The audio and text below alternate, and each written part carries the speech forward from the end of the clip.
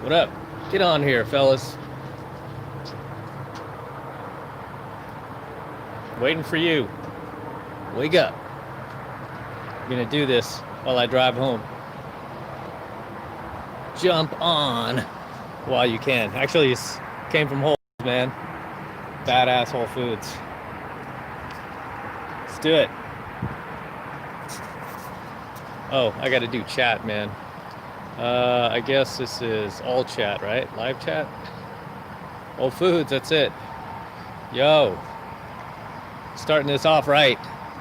Eating clean tonight. Whole Foods. It's freezing out here. Freezing balls. Packing it up. Getting ready to leave in a sec. So just waiting on you guys. Good. What's your plan for the next 5 years? Keep grinding. What's yours? Yo, yo, yo. Wait for more of you guys to come on here.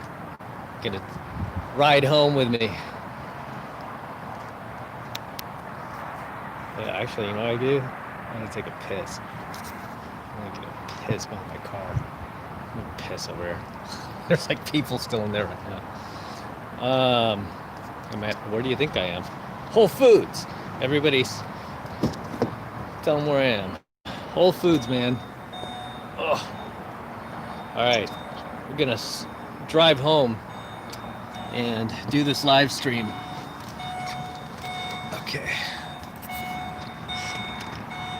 All right.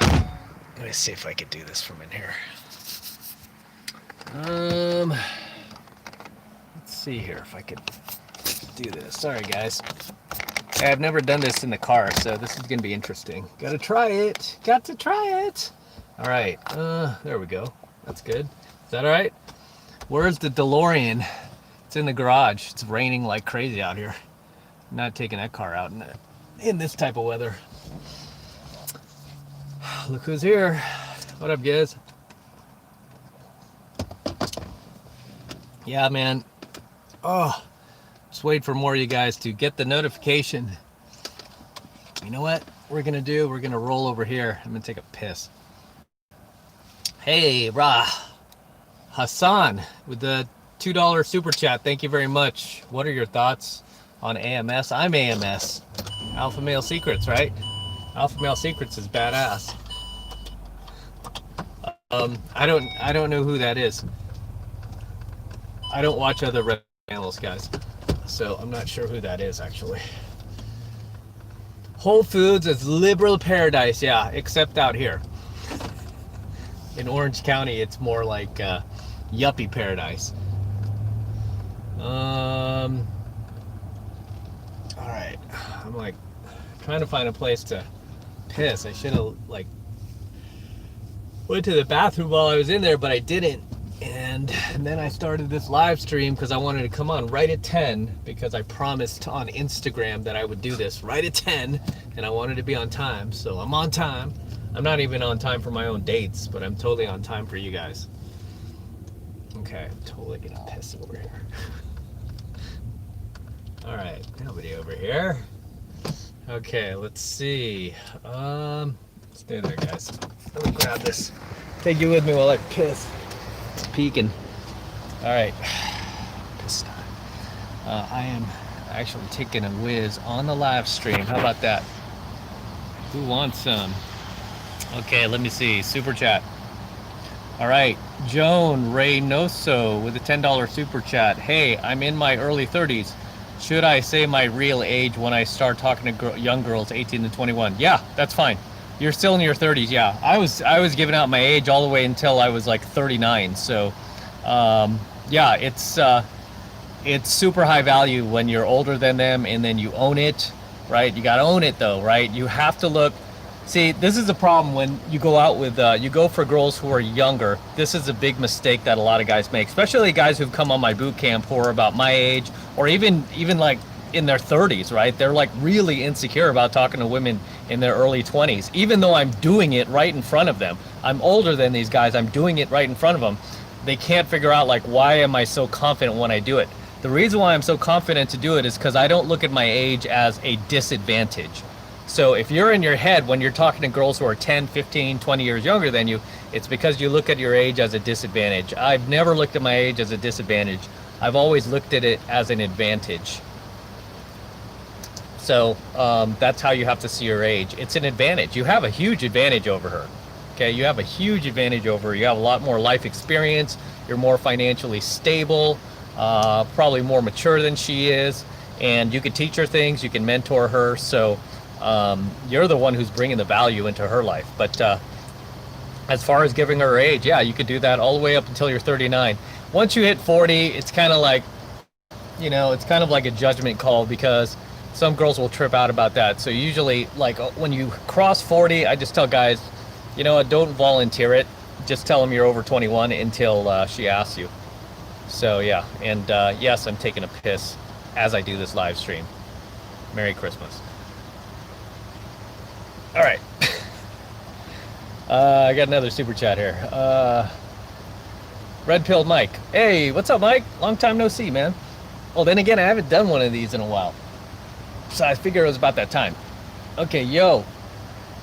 Always go live right when I'm about to go home from a smash. Okay, Giz is the man. Yeah, he is. Don't point the monster at...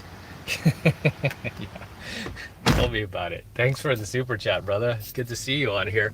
Okay, guys, I'm going to try to tell me if this bothers you. I'm going to put this up here because I got to drive home and do this. Don't worry, nobody on the road, and it's super safe. I'm going to plug this in so my phone doesn't die out. All right, here we go. Look at this. First time in the Rover.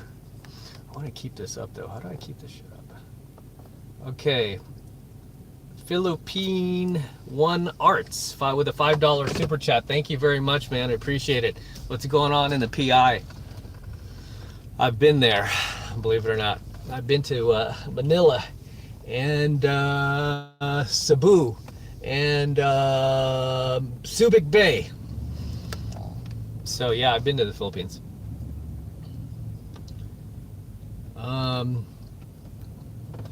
Okay. Let's see here. Let me get back to the chat. Okay. All right. Dude, I want to play my radio, man. I was like wanting to play some music, some tunes, and I can't. Oops, I can't do it because YouTube will flag it.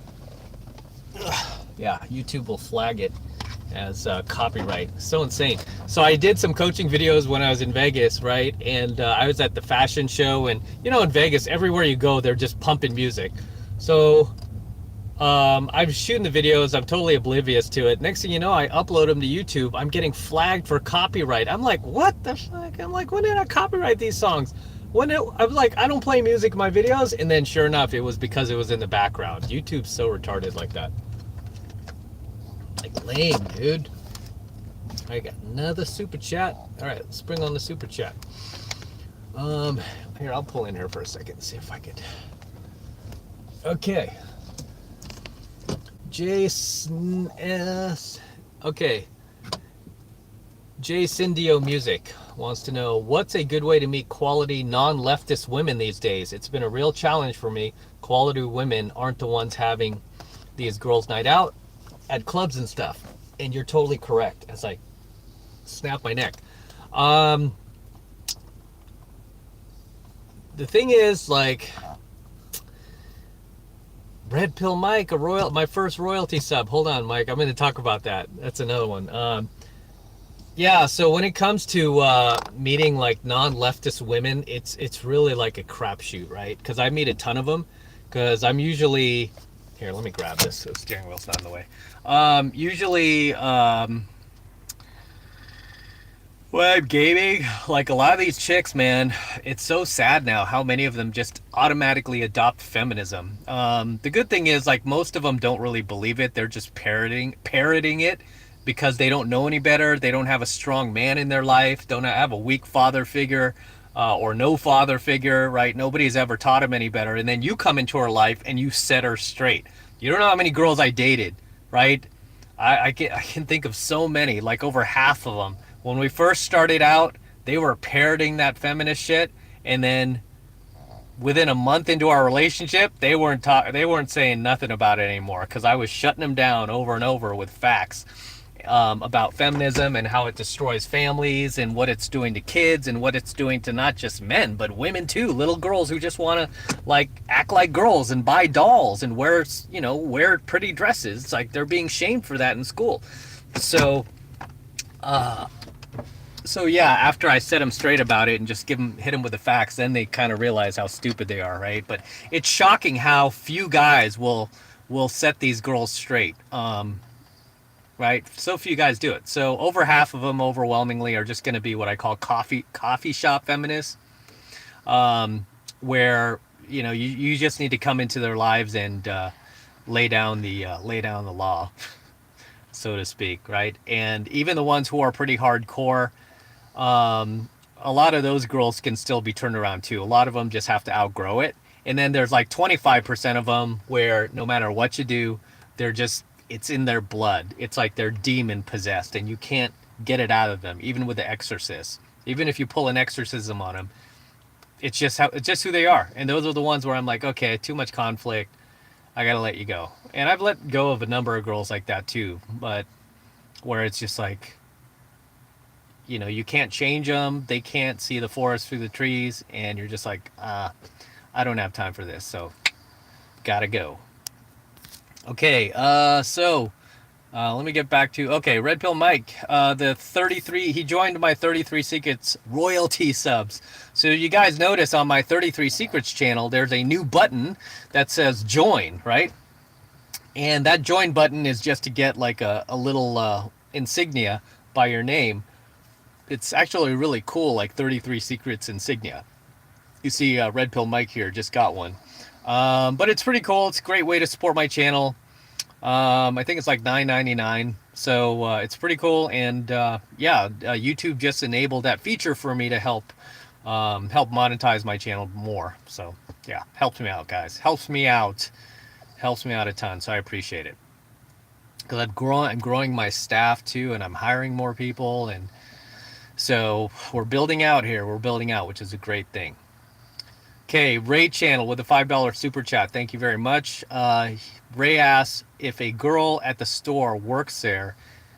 If a girl at the store works there, has been starting condos with you. Oh, convos, you mean? You said condos. I was like thinking real estate. Starting convos with you. Do you ask her for coffee? What would you say to her? What's the situation at? So if a girl at a store works there has been starting conversation, do you ask her for oh, okay, so some girl at the store is asking for oh, I get it. Okay, so some girl at some store, so she's basically like a hired gun, and you're conversating with her. She starts conversations with you. No, before you ask her out for coffee, what you need to do first is you need to escalate the conversation to see if there's anything there, so you don't do anything, you don't jump the shark, right? So you don't jump the shark too early. You have to feel out if something's there. And if nothing's there, then guess what? You got to build a little more attraction with her. Too many guys try to close too early and there's nothing there.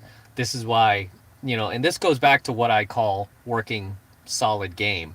Whereas, you have to make sure that there's some attraction there. You have to escalate your conversation with her, just feel her out. You might want to ask her things like, oh, how old are you? How long have you lived out here? And just kind of poke around. Oh, do you have any brothers or sisters? Stuff like that. And then see if she asks you these questions back. And, because a conversation should be like ping pong where it's going back and forth. If the girl has no interest, she's not going to ask you the same questions back. She won't even try. But if she's putting in effort, that's good. That means that, there's probably something there. You just need to escalate it a little bit more. So before you ask her out for coffee, see if you can escalate the conversation even further and, just build a more of an emotional connection. And then when the time is right, you'll know it's right. Okay. Especially if you go into this store a lot, the last thing you want to do is pull the trigger too early. Then you go back into the store and the chick is like, then it's weird, right? This is why you don't want to pull the trigger too early. Then it becomes weird. I have a super high closing ratio. I shock a lot of my very advanced pickup gaming friends from back in the day. They're like, man, dude, you have such a high closing ratio because I'm really patient, especially when it comes to a girl like a waitress, bartender, cashier. At some place that I tend to frequent a lot, I tend to go pretty slow. I work just like solid game on her. I don't try to close her the first time I see her just because I know I'm going to see her again. And then eventually after, a few weeks, I end up closing the girl. I end up like at least doing some kind of like social media close, number close, and then we start texting, start using WhatsApp, and then next thing you know, we're going out together. So yeah, you just have to work solid game. And if you jump the fence too early, you could blow it. Okay, JP Pavilion 2 with a $4.99 super chat. Thank you very much. Ham, should I give up on dating and let the women come to me? I'm 23 and I got rejected everyone. Should I just give up and just live my life? I mean, the thing is, the women are not going to come to you unless there's a reason to come to you. You have social value. You have, you have social value, or they're just for whatever reason attracted to you already. Those are what we call yes girls. Every once in a while, if you go out enough, you meet these yes girls for whatever reason. They think you're cute, you're their type, they happen to like you, and you don't have to do anything, right? But most of the girls out there, I would say 95% of them, you're gonna have to put some effort into. That's what I do. Yeah, every single one of them I put effort into.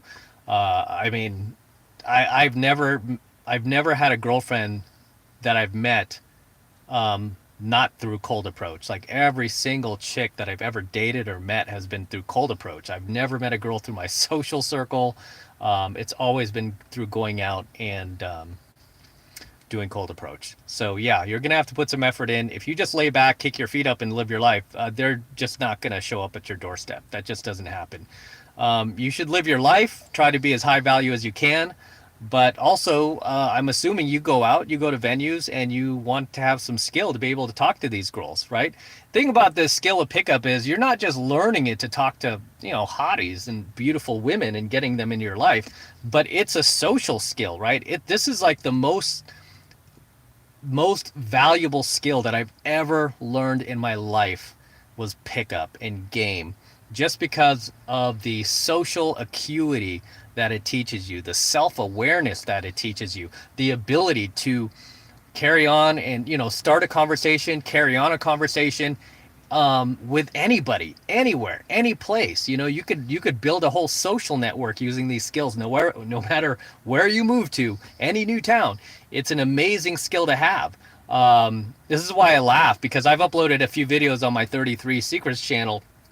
I think a few of them were entitled like what I learned from approaching 10,000 women, what I learned from three decades in pickup and game. And I've had a few haters like actually call me out like, oh, what a waste of life. What a waste of life just picking up girls. And it's like, dude, are you that pathetic? Are you that retarded? You think it was just about the girls? I'm like, it was the girls were just the reward at the end of the table. That was the last thing that I got out of it. If anything, I mean, the most valuable thing that I got out of pickup in game was communication skills and learning how to talk to people and learning and taking those skills actually and getting. Sorry, we lost connection there, right? We lost connection there. Okay, I don't know where I was at, but anyway, yeah, the skill of pickup is priceless. It's amazing to me when I get these haters who are like, oh, what a waste of life just picking up girls. And it's like, dude, you are super fucking pathetic if you think it was just about picking up girls. This is like literally hands down the best form of self-development that you could ever possibly learn as a man. It'll teach you to conquer your fears. It'll teach you to conquer yourself. It'll teach you to no longer be socially awkward, nervous, intimidated. It will teach you how to get out of your head, how to be less reactive in social situations, how to keep your composure, how to hold your frame, how to be a man. I mean, it's literally a multi-million-dollar skill pickup is. It's helped me get jobs in corporate America. I was getting like just crazy amounts of money beating out like hundreds, even thousands of other candidates who were going for the same jobs because I was using my pickup skill. I learned all this stuff in field. I learned all this stuff gaming. So when I get these haters like try to be like, oh, that's such a waste. It's like, dude, that's why you're pathetic. And they're always behind that fake account, faceless profile. That's how they got to hate. Sad. They got to get their 2-second dirty high that way. But yeah, I was able to get incredible jobs, not only meet beautiful, gorgeous women, but I've met so many high value, incredible guys from doing pickup and doing game. Obviously now I've built a following, right? I have like over combined with both my channels, I think I'm closing in on about 250,000 subscribers. Meeting guys around the world, all high value guys on their path and purpose, guys who are doctors, lawyers, business owners, multimillionaires. It's insane how many people I've met, all because of pickup, all because of game. I mean, this has been like the most phenomenal life I could have ever asked for. So, but in any case, just to kind of went off on a tangent, but yeah, the women are not just going to come to you, JP Pavilion. You got to go out there and get it. Like anything, if you want something, you got to go out and get it, right? And just to touch on that point too, what I was talking about, like I do get guys from time to time like screw bitches and da da da. Again, pick up and game, it's beyond the girls, right? Again, that's just a very fun side effect of doing pickup and game. It's like you get hotties into your life. But also you gain these amazing social skills. You're able to drill out any insecurities you have inside of you. You're able to like really just get to know who you are. It forces you to get to know who you are. Yeah, so it's just an amazing skill. Everybody should learn it. And believe it or not, it's not just about the women. It's about all the other fringe benefits that come with it. Okay, Kalim with a $5 super chat. Thank you very much. Are the girls in LA, San Francisco, Vegas, and the rest of the USA harder to get than girls in countries like Mexico, Colombia, Brazil? I would say so, yeah, absolutely. Because girls in those other countries you mentioned, especially Brazil, I dated a Brazilian girl not that long ago, pretty recently. Dated her for a few years. Thing about like Brazilian women and women from other countries are they tend to be less brainwashed with Western culture. They tend to be more traditional, more conservative. They tend to be more polite, right? Whereas women here, especially LA, definitely LA, San Francisco, sometimes Vegas as well, they're just more rude. I mean, they're depending where you meet them too, right? Obviously, a nightclub, place like that, a bar, crowded venue like that, they feel like they have a license to be rude to you. Whereas I don't really get that from girls who are from other countries. It's mostly the girls here who've been brainwashed by Western culture, aka feminism. They feel like, okay, you're just a guy. That means you're a piece of shit. That means I could walk all over you. And that's another skill that pickup in game teaches you. It teaches you how to troll these chicks right back. It teaches you how to respond with lightning quickness to any of their like snotty little remarks they have for you.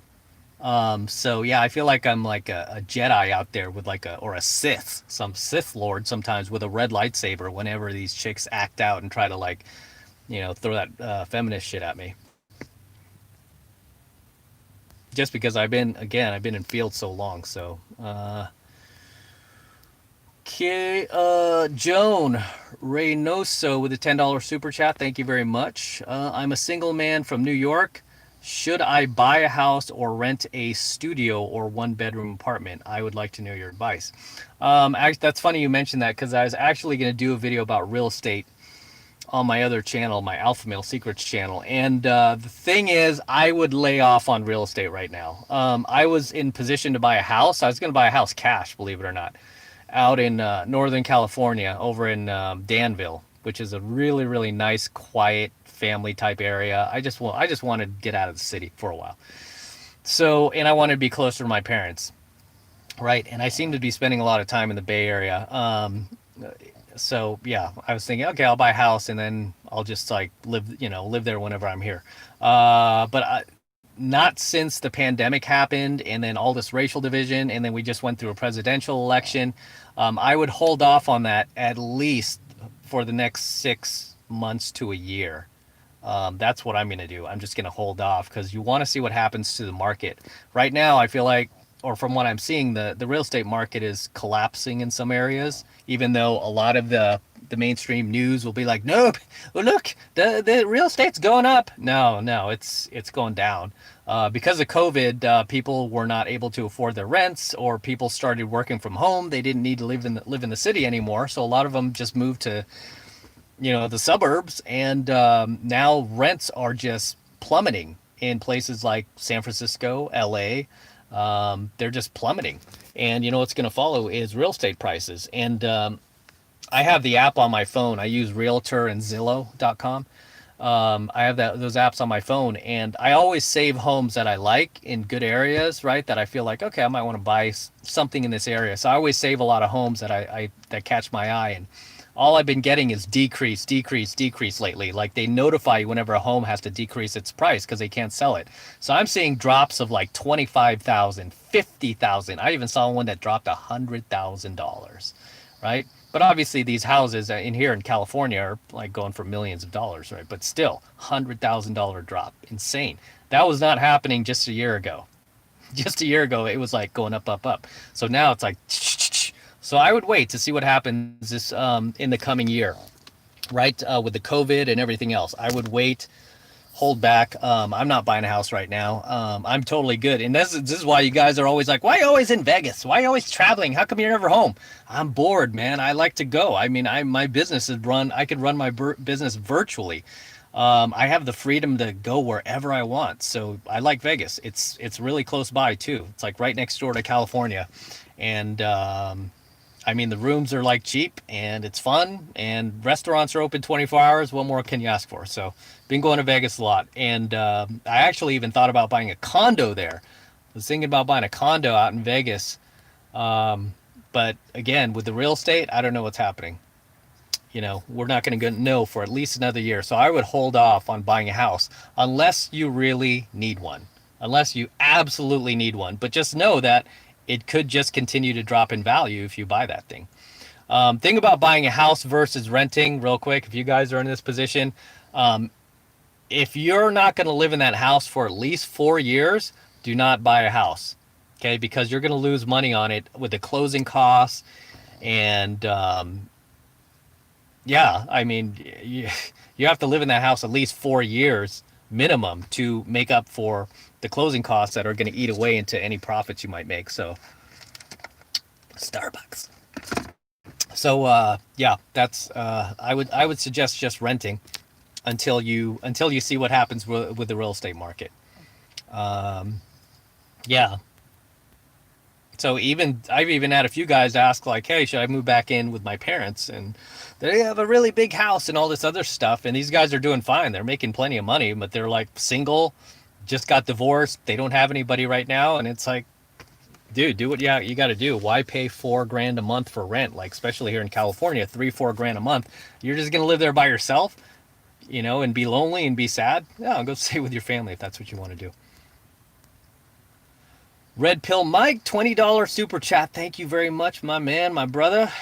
When you drop girls from your rotation, do you tell them or just ghost them altogether?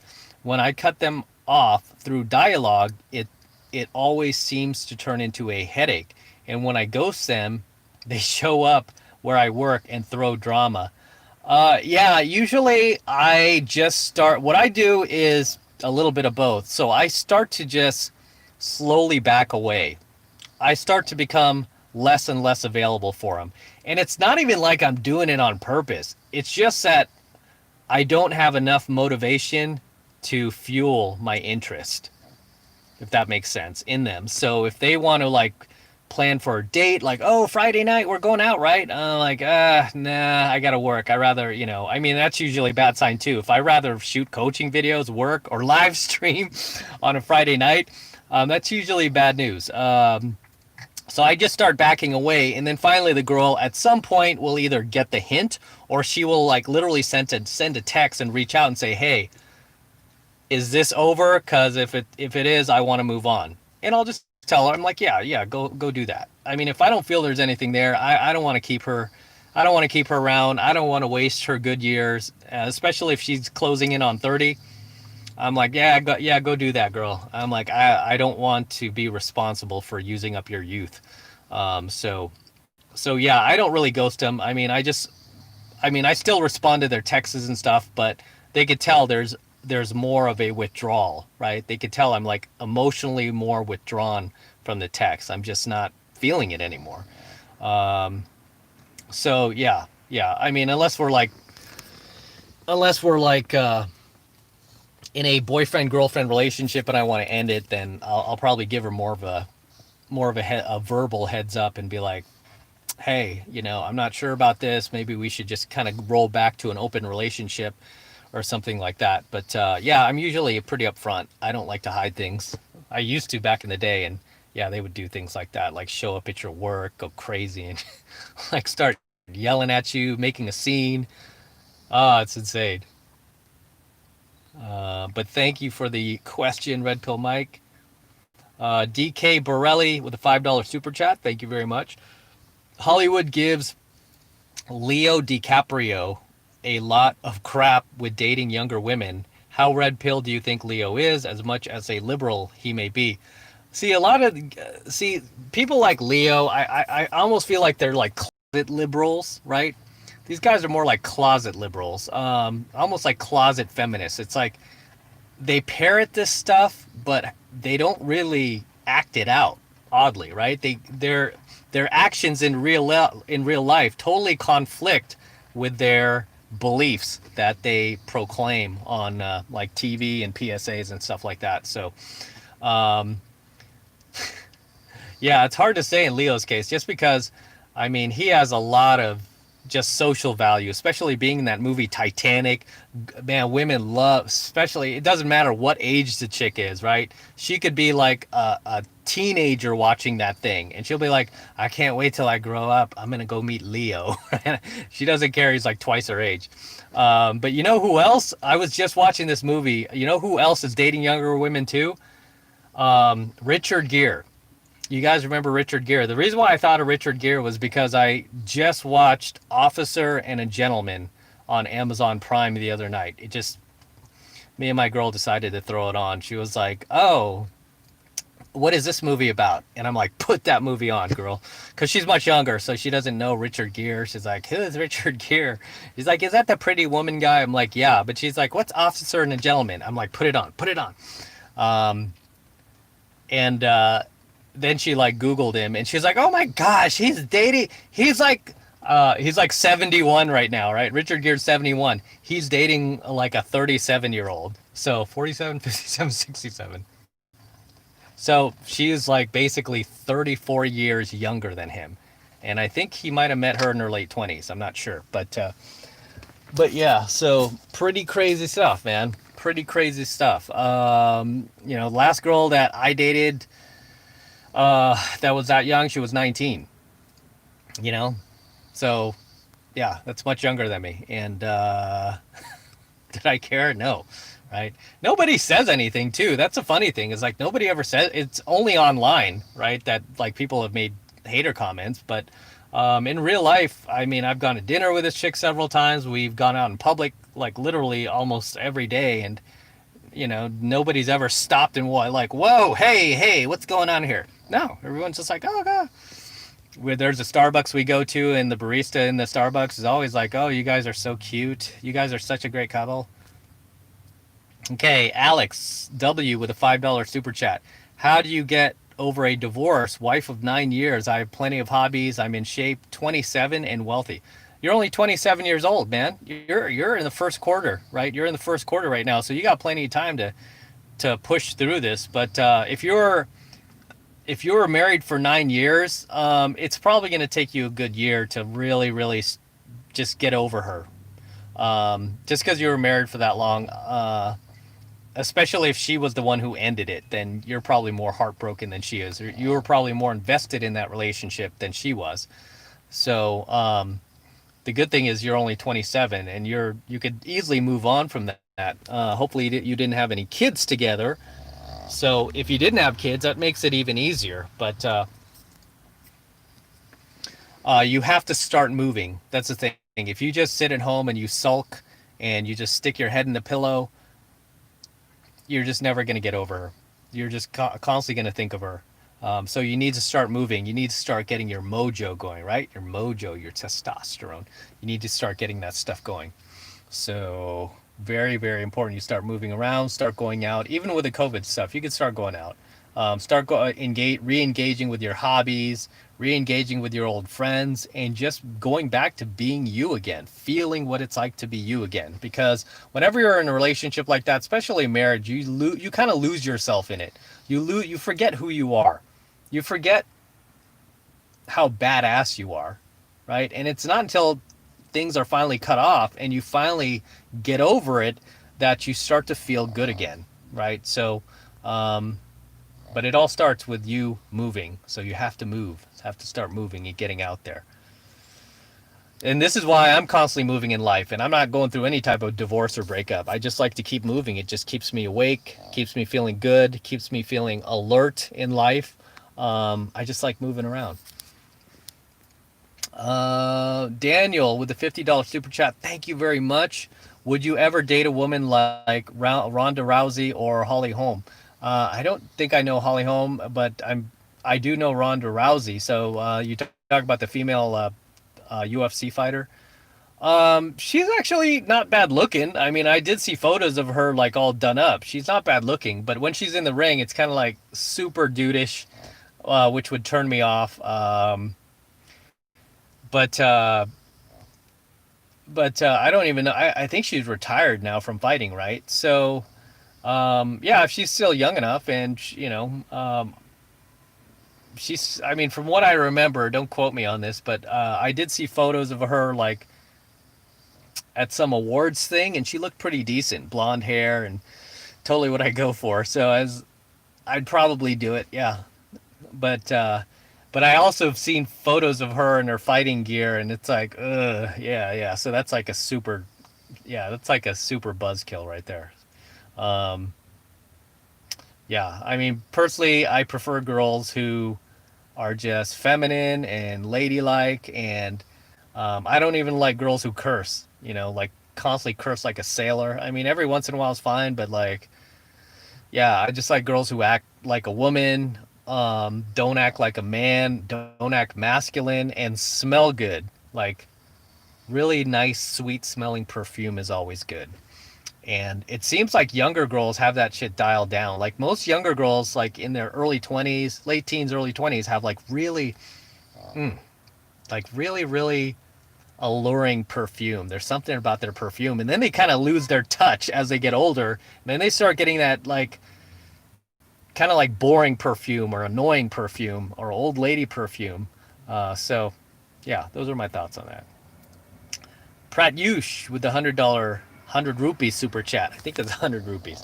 Hey Matt, my girl is submitting to me, and all of a sudden she ghosts me and acts like a completely different person. Um, yeah, she's losing.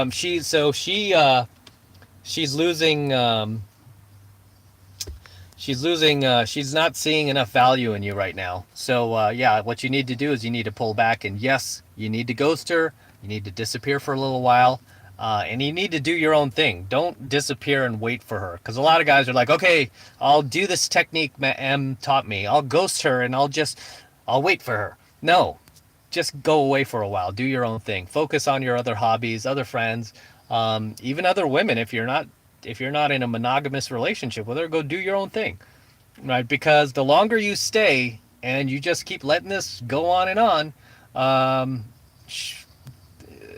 the worse it's gonna get. Put it that way. It's gonna get even worse if you just continue like this. I'm gonna go pull in the light. It's like darkness giving me a headache. All right. Kramos with a $5 super chat. Thank you very much. I work with my family at our restaurant, and this waitress asked to hug me and randomly dances with me. Has made sexual jokes in the past. How do I escalate?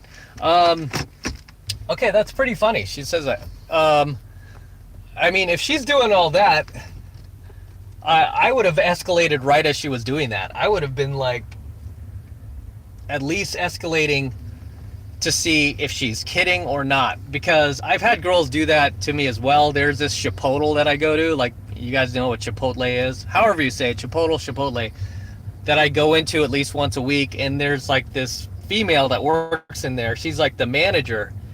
So that chick, like, from day one has been flirting with me and like, oh my gosh, give him whatever he wants, don't charge him for his drink. And literally she's giving me free stuff and all this other stuff, you know, all this other shit.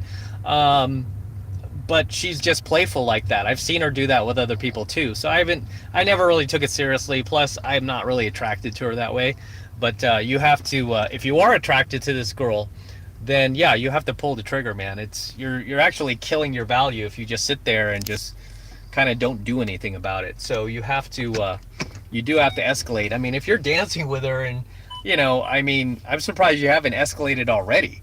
The fact that, like, she's touching you and all this other stuff, I would just keep escalating with her physically too. I would have dipped her, hugged her, hold on to her, you know, just kind of like rub your heads together, you know, try to like kiss her on the cheek, see if she pulls back, you know. So you want to escalate like that and see if she's like pulling back at all. Like, you could grab her hand, squeeze her hand as you grab it, and see if she squeezes back, right? And if she doesn't and she's pulling back, that means that, you know, she's just being playful. But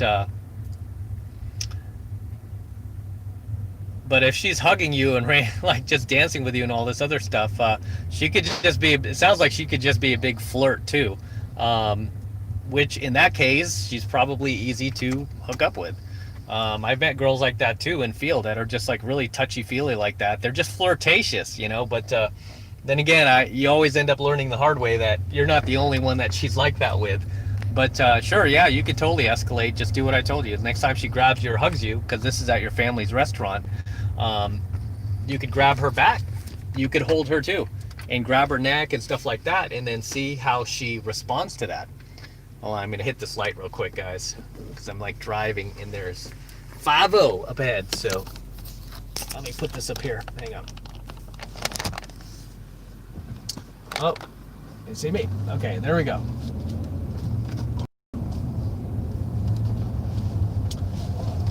Okie doke.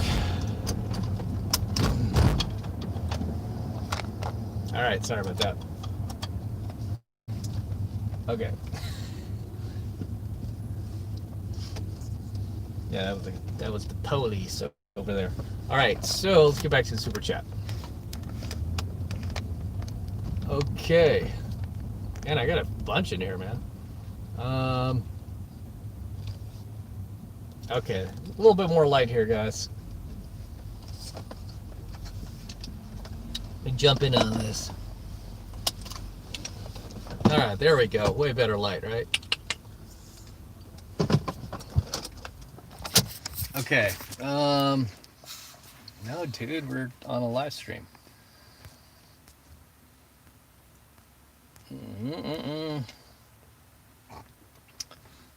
Okay, JP Pavilion 2 with the $9.99 super chat. Thank you very much. Appreciate that. Okay, I agree with you on my last super chat question. It's self-development. I'll keep going then. Good, good. Recently, I blocked a girl who's damaged goods, but contacted me on a different... Okay, you blocked a girl who's damaged goods, but contacted me on a different number. Crazy, right? Yeah. I don't like that type of behavior, like fishy behavior when you block the girl and then she uses a different number to contact you. That's some fatal attraction shit. I don't like it when the girls do that. That's a huge turnoff. I mean, that's borderline. That's just like the girl like checking your cell phone if you're dating her. I don't put up with that. I hate that. I don't like possessive girls. Even though I used to be possessive and jealous back in the day when I was younger, in my 20s, I don't like that type of behavior. So yeah, that usually just like puts me out. Yeah, that's a pretty nice shot. I gotta wash my car. Anyway, okay, back in. Okay. Yeah. Yeah, dude. So, you know what's funny is I lost my, you guys remember this red watch I used to wear in Vegas? So I had this red watch that I lost, right? Kind of broke off my wrist, and I don't remember where I was or what I was doing. I think I was shooting content, and I dropped the thing and I lost it. And I was pretty bummed because I like that watch, right? And it's hard to find a watch like that. And it was red, and I didn't even remember what brand it was, but I was like pretty distraught, right? I'm like, fudge, man, my red watch is gone. So the girl I'm seeing, the sweetheart that she is, and she's probably watching this, she took a photo of us. Like, I remember, like, there was one time we were holding hands, so she took a photo of us holding hands, and my watch was in the photo, and she had a clear shot of my watch, what, the brand and all this other stuff. And apparently she went online and, like, just hunted this watch down. And she kept asking me this week, like, hey, have you got my package? Have you got my package? I'm like, no, what are you sending me? She's like, oh, just a little something for you. She's like, I saw you were pretty bummed out about your watch. So I'm like thinking she's going to send me like some bullshit replacement watch that I'm not going to like or ever going to wear. But no, she finds the exact same watch. And I just got it, right? It's the exact same watch, brand new. Insane, right? I haven't even taken the tag off yet. But she found the exact same watch. It's insane. I was like, dude, your stock just went whoosh, right? That's insane. But it was like super thoughtful, man. It was super thoughtful, and it's not my birthday or anything like that. She just did that for me, and she's a busy chick, and she like took the time to find like I find the photo of us. She was like, I think I have a photo of that watch somewhere, and she found it, found the brand, had to go on Google, do a Google search, try to find it, and obviously order it and all this other stuff, and sent it right to me. That's insane. I was like, and I haven't even taken the tag off. That's how you know it's still brand new. See, but very cool of her. Very cool. So thank you, Dana, if you're watching. Yeah, that's very awesome. Because I did date like some girls in the past. Like I did a super hot girl, and I remember it was like my birthday, Christmas time. This girl just, it's like, how well do you know me? She would get me things that I don't even like, I don't even wear. I'm like, why did you buy me this flannel something shirt color that I'm like, what would make you think I'd wear something like that? She's like, I don't know, I just wanted to get you a gift. It's Christmas. I'm like, why don't you ask me what I want? Because I got her with things that she wanted. I'm like, you just bought me like $100 worth of shit that I'm never gonna wear. So it was very cool, this chick, to actually get me the exact same watch that I lost. I was like, no way. So yeah, brand spanking new. It's so cool of her. And anyway, okay, back to the chat. I just had to give her some props. Okay. Where are we at on this? Okay. Philippine One Arts, Mr. M, do you believe in karma? If you cheat with your woman, will your other woman cheat on you back? I mean, like bad karma. Yeah, I do believe in karma. Um, I do believe that, the negative energy you throw out comes back at you. So, yeah, I do. I do. So yeah, I believe in karma. This is why I try to be honest with these girls. I don't, I'm not like, the thing is, like, a lot of people have the misconception of, like, say, pickup in game, for example, and a lot of people are still kind of glued to that pickup 1.0 manipulation version type of game. Like, oh, you're just out there manipulating your way into girls' pants and this and that. And I'm like, no, I'm not actually. I'm doing and teaching pickup 2.0, right? And that's something I've always done, where it's like you're just presenting your best version of yourself, right? Your highest value version of yourself to the girl. That's non-needy, non-reactive, high value, right? And really pick up in game, what it teaches you is to just be your normal self and act like your normal self around a girl who you would otherwise be physically intimidated by, right? Because she's so attractive.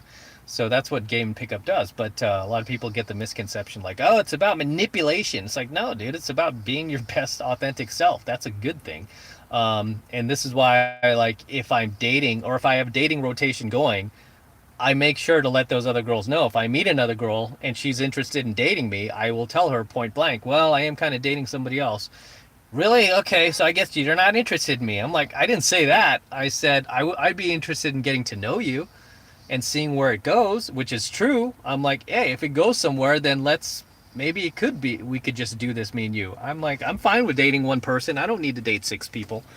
I'm fine with that. It doesn't bother me none. So yeah, I mean, honesty is the best policy. So it's best not to, I mean, if you want to cheat and you want to be with other girls, then just do that, and don't be in a monogamous relationship with one girl. Just be in an open relationship, right? Just tell her you don't want to be tied down to her. And I've told like every single girl that in my dating rotation, I'm like, I don't want to be tied down right now. They're like, why not? Why not? And I'm like, because I don't want to. I want to do my own thing. So yeah, do believe in karma. Okay.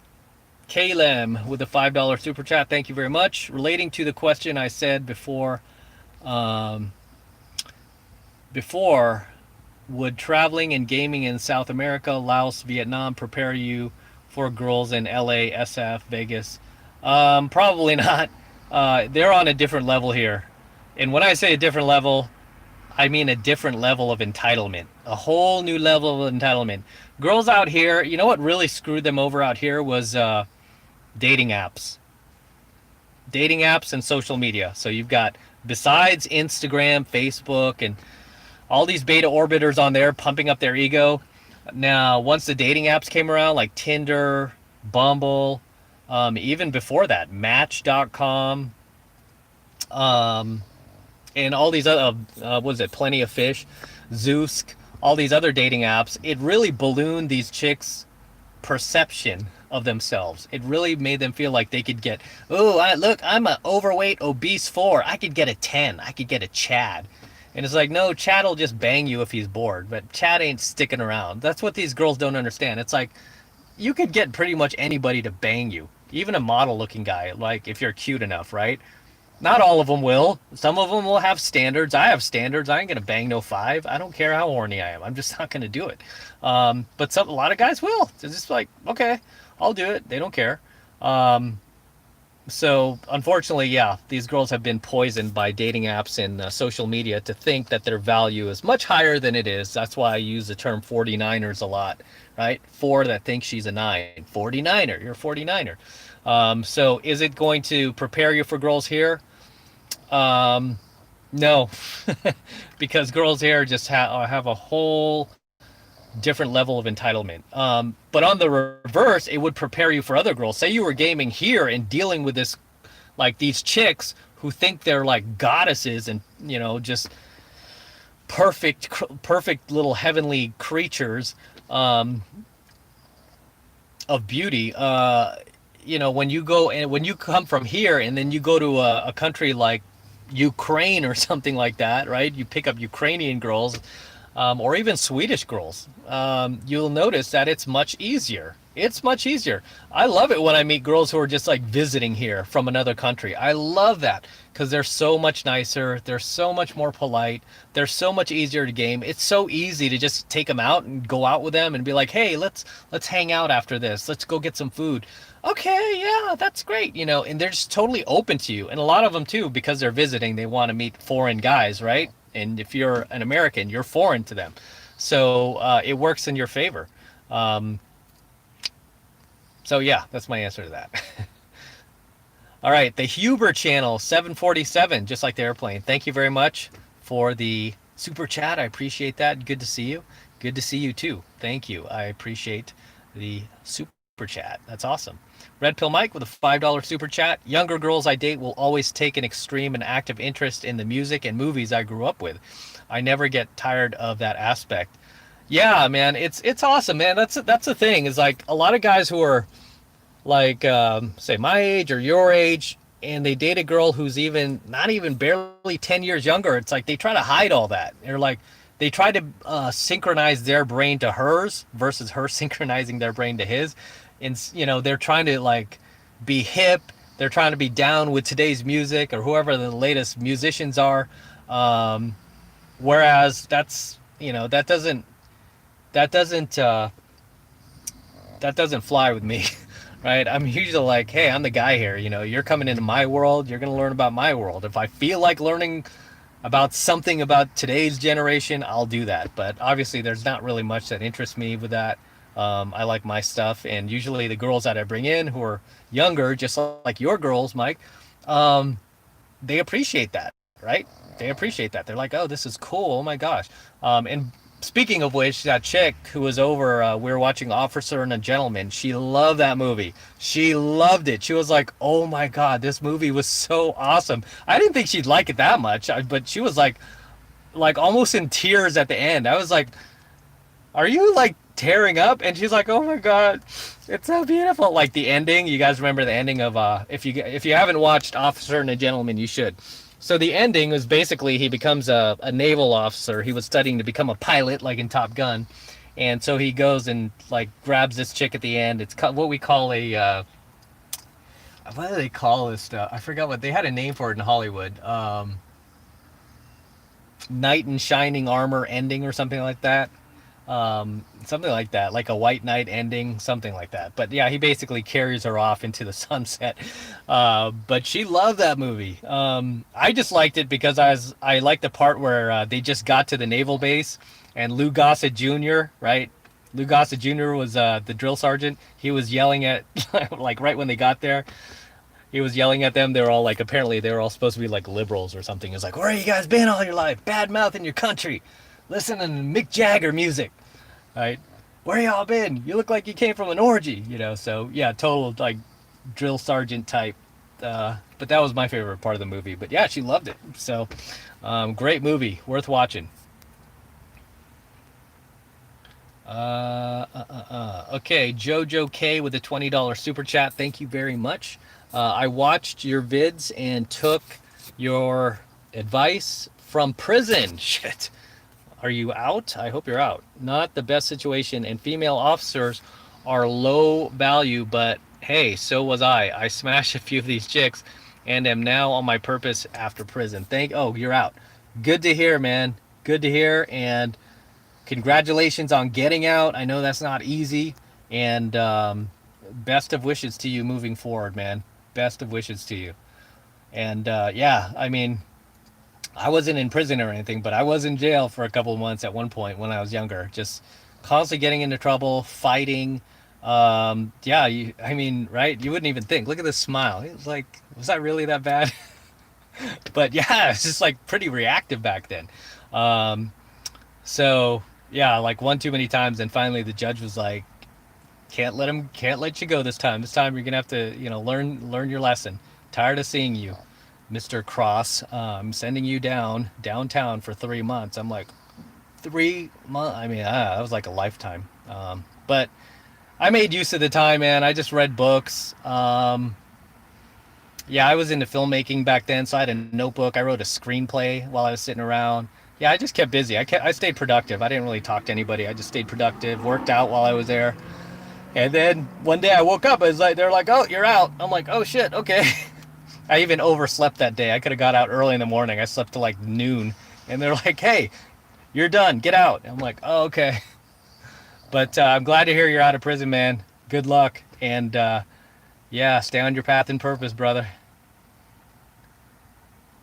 Sebastiano Luciano with a $20 Canadian super chat. What's going on in Canada? How do I invest 600 a week? I'm 27, work nights, and just do gym, work, YouTube, no social life, trying to get financial freedom, live long on dad's couch, no bills. Okay, cool. So you don't really have bills, and doesn't sound like you have any debt either. So that's great. That is awesome. Because when I was 27, I had a ton of debt, and it was all on my credit cards, and I was ruining my credit. But if you're making 600 a week, that is basically 2,400 a month, right? So you want to take a portion of that. I would say, I mean, if you can afford to, even just take like 600 per month and invest it into a dividend stock. Okay. And I'm going to give you, and all of you who are watching this right now, you could thank Sebastiano Luciano for this super chat. If you have money to invest, I will tell you the stock that I'm holding, that I'm heavily invested in, which is the company that I used to work for, which is AT&T. So AT&T has a pretty fat dividend. Also, AT&T is not going to be going anywhere, at least not in our lifetime. They're going to continue to make moves. They have a strong dividend payout. I think right now it's at 7%. You're not going to get a 7% interest on your money anywhere, uh, from any bank, that's for sure, right? But AT&T is a pretty safe bet right now, and right now I believe it's only around 28 bucks per share. I just picked up some more last week when it dipped, so I'm constantly picking up more shares of AT&T. Right now, I have like a few thousand shares. I think I have like 5,000 shares of AT&T. But that just shows how much I believe in it. And I just leave that money in there, and it just continues to compound, right? So once you buy the stock AT&T, you're going to get a dividend 4 times per year. They're going to pay you out 7% interest 4 times per year, each quarter, basically, right? So instead of taking that money and pocketing it, just reinvest it into the stock via what we call a DRIP, a dividend reinvestment program, which any brokerage that you use to invest your money with, whether it's E-Trade, Charles Schwab, Robinhood, every single stock brokerage firm is going to have a DRIP program, right? Again, it's called a dividend reinvestment program, where you just, it asks you, like, once you buy the stock, you want to enroll this in a DRIP, like click yes. And that way, whenever you get the payout each quarter from AT&T, it'll just buy more shares and it'll compound. And obviously over time, the more it compounds, the more shares you're going to own, the more dividend payments you're going to be earning, and the more money you're going to make. So yeah, but that's what I would do with it. I would stay away from real estate right now. I wouldn't get involved in real estate. Definitely not for at least another year, maybe 2 years, until things settle down with the COVID, the police beatings. The way I look at it is I'm not making any major financial purchases such as real estate until I see people no longer wearing masks. So that's my answer to that. That's the best way to invest $600 a week. And just, yeah, AT&T is a safe bet. And again, that was the Fortune 100 that I worked for, as well as a couple others, but that was the one that I invested in just because the dividend is safe, it's high, and the stock, I mean, you're not going to get like growth out of it, so don't expect to like get rich off the growth of AT&T stock, because it pretty much teeters between 28 to 30 something dollars. Right, so it's not going to be like a Tesla, right? You buy Tesla stock, it just kind of goes like this, and then when there's a correction, it goes whoosh, right? Whereas with dividend stocks, you're not really investing for growth. You're just investing to get that sweet $7% interest every quarter on your money. So that's where I'd put my money. If you want to buy Tesla, you could buy like, I don't know what it's at right now, but you could probably buy a couple of shares if you want, but there's no dividend that that Tesla pays. So that's my problem with Tesla. A lot of people are like, no, buy Tesla. And it's like, Tesla right now is the only, they have a lot of leverage because they don't really have any competitors right now, any strong competitors, but they will. I guarantee they're going to have some pretty strong competitors coming into the space. And it's really up to Elon Musk to fight those competitors off. But again, if they paid a dividend, I'd be more interested. But yeah, I'm not really buying stocks for growth right now, unless it's something I really believe in. And so yeah. And I don't even like Tesla's, the car. I mean, I think they're fine. Some of my guys who are in my programs or follow me have a Tesla, so I don't want to badmouth it. But for me, I just don't like those kind of cars because they bore me. I like to take the wheel and drive it, and this is why I bought my DeLorean, because I want to feel myself driving it. I like the responsiveness, whereas with newer cars, Teslas, it really does the driving for you. Even this Range Rover, it kind of like does most of the driving for me. So yeah. Okay. The worst thing you could do, I want to finish up on that question. Sebastiano Luciano, the worst thing you could do is weigh your life down by knocking up your girlfriend and having a kid too early. So don't do that, because that will cost you a lot more than $600 a week. So not do that. All right, Joan Reynoso with a $5 super chat. What is your best advice for single men in their 30s? Start going out. That is my best advice. You got to go out. That's the only way you're going to meet people, is if you go out. You have to go out. This is why I've talked about this in coaching videos, why I mean, a lot of times I will meet like a super cool girl that I'll end up dating, might even become my girlfriend, just because I happen to be out and I just happen to come across her. So I constantly just go out, right? Because the more you go out, the more opportunities you give yourself to meet people. So you have to go out, especially in your 30s, because you're not going to have this type of energy forever. So you want to be going out, you want to be socializing, you want to be joining, like, you know, whatever hobbies you have. Might want to join some meetup groups, right? I don't know if meetup's going on right now, but download the meetup app and join some groups that you're into and just start networking with people. But you have to go out. Okay, you have to start going out. And then obviously beyond dating, your finances, right? You want to make sure that you're starting to invest, if you haven't already, in the stock market. You're in your 30s now, so like the last super chat I just got from Luciano, I would start investing into dividend stocks that are going to compound over the years and just going to grow and grow. So by the time you're in your 50s, you'll have a ton of money. Okay, JP Pavilion 2 with the $3.99 super chat. Thank you very much. The girl who found your watch, marry her. She is the one. I know, man. Isn't that so cool? I mean, it's insane. Like, I literally, because I don't expect anything from these girls anymore, right? I literally thought she was just, if anything, she was just going to get me like a replacement watch that I would either like or not like. But I was pretty surprised that she listened to me. And it's not like I told her to go find me the watch, but she remembered me saying like, oh, it's really hard to find in this color. I like it. It stands out. Especially if I'm like doing game and stuff. A lot of times I like to wear something that kind of sticks out. So a red watch is obviously going to stick out. So I just can't believe it. Like, she found the exact brand, the exact model, the exact same watch. Brand new. Not eBay, right? Not on eBay. It's like she found me a brand new, the same exact thing. I was like, that's crazy, right? That's insane. So I was very, very surprised when I got it today. I was like, because I hadn't seen this watch, you know, since almost a month, over like a few weeks ago now, like since Vegas, right? I haven't seen it over a month. And then to see it like just pop up, like the brand new too, no scratches. It's like, that's just so awesome. So thanks, Dana. I don't mind saying her name. A lot of times I don't like to say the girl's name, but today I will. Okay, proud member at Chatty Gang. Okay, proud member at Chatty Gang. Chatty Garth. Is it alpha to dance first at a party? I mean, lead group of boys into dancing at party. I'm 17. Okay, 17. Trying to impress a girl in my class. Is it alpha? Yeah, that's pretty alpha. I would say so, especially at that age. Yeah, do it. But if you lead these guys, right? If you lead them, they have to follow you. So make sure that they follow you. The way to make sure that they follow you is just, you got to go like full force at it, right? You got to believe in yourself. You got to just do it.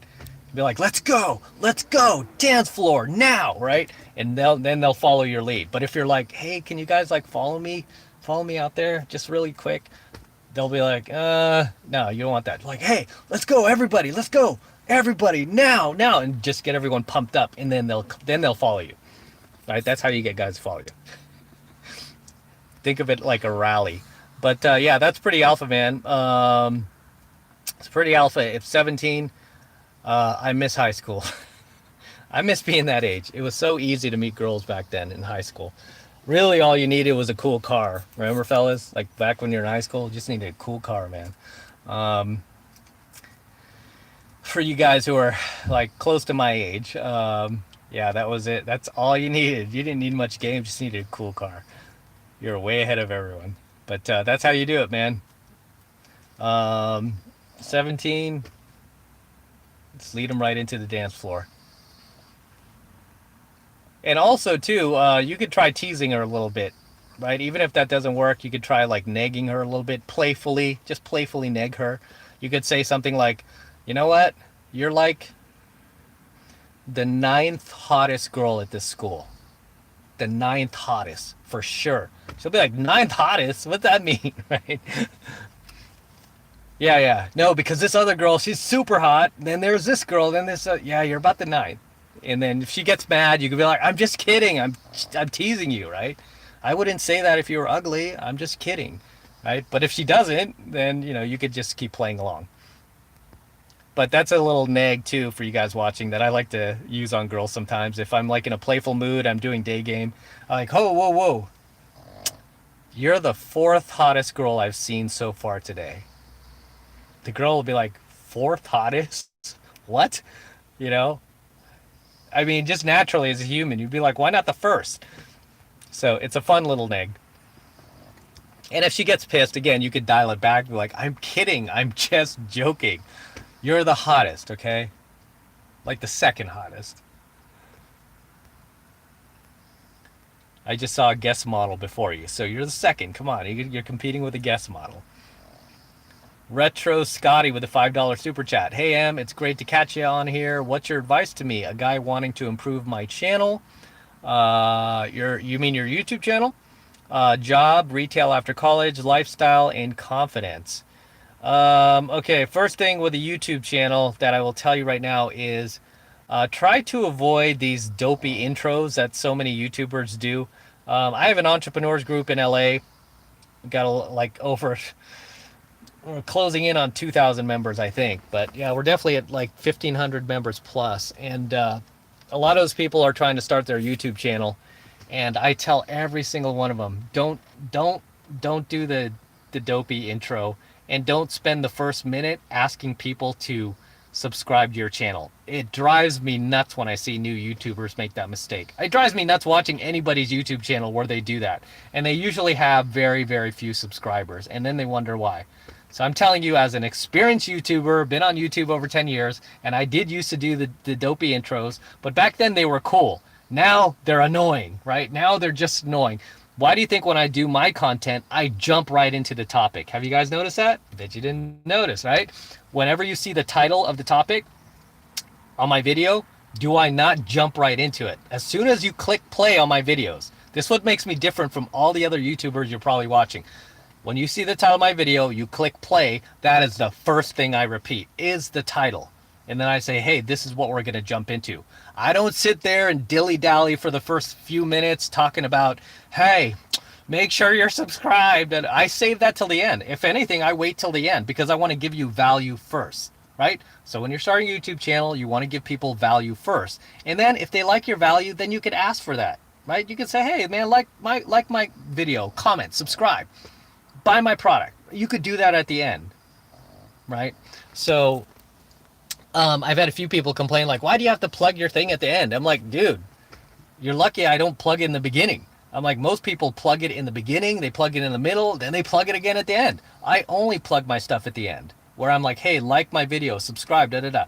I don't make you sit through a 30-second intro that you're going to see on each video. I don't make you sit there for another 2 minutes while I beg for you to subscribe to my channel before I've given you anything. No, I just give you the topic and I jump right into it. I don't waste your time, right? And then at the end, then I plug my program. And it's really up to you if you want to stick around. But I do that out of consideration and because I rather give you value first. The way I look at it, it's like being in a, you know, you ever go to the food court in the mall and you see those people like standing outside like, you know, pizza place or whatever, and they have like the bite-sized samples and they're like, here, take a sample. It's like, why are they giving those for free? Or like at Costco, right? On Saturdays, they give you all these samples for free because they want you to try it out. And if you like it, you'll buy it. So that's my thought process when it comes to YouTube. Like I will do the topic.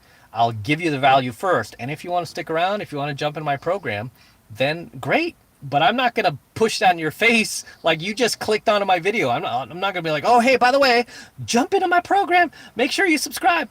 It drives me nuts when I see YouTubers do that. It's so annoying. And I'll tell you what most people do statistically. They fast forward a minute into your video. They skip all that and they miss the beginning of your content because you're too busy begging for a like this video, subscribe to my channel, buy my product. You know, it drives me nuts when YouTubers do that. And again, it's always YouTubers that have like a few hundred subscribers, maybe a few thousand if they're lucky. And then their channel never takes off. They wonder why. That's why. Super annoying. Super annoying. I was just like trying to watch this video the other day about, I forgot what it was. I think it was like about, I don't remember what it was. It was something I needed to know really quick. Clicked on the chick's video. She went in like, the topic was there. It was a 5-minute video, and the first like 3.5 minutes was her yapping away about her day, her cat, subscribe to my channel. Oh, I'm offering this new program. And then she finally like went into the topic in the last like minute and a half. I'm like, and of course I looked down, she has like 300 subscribers. I don't even know how she got that many. Right? So yeah, that's my advice for YouTube. A little bit of a rant there because it just annoys me.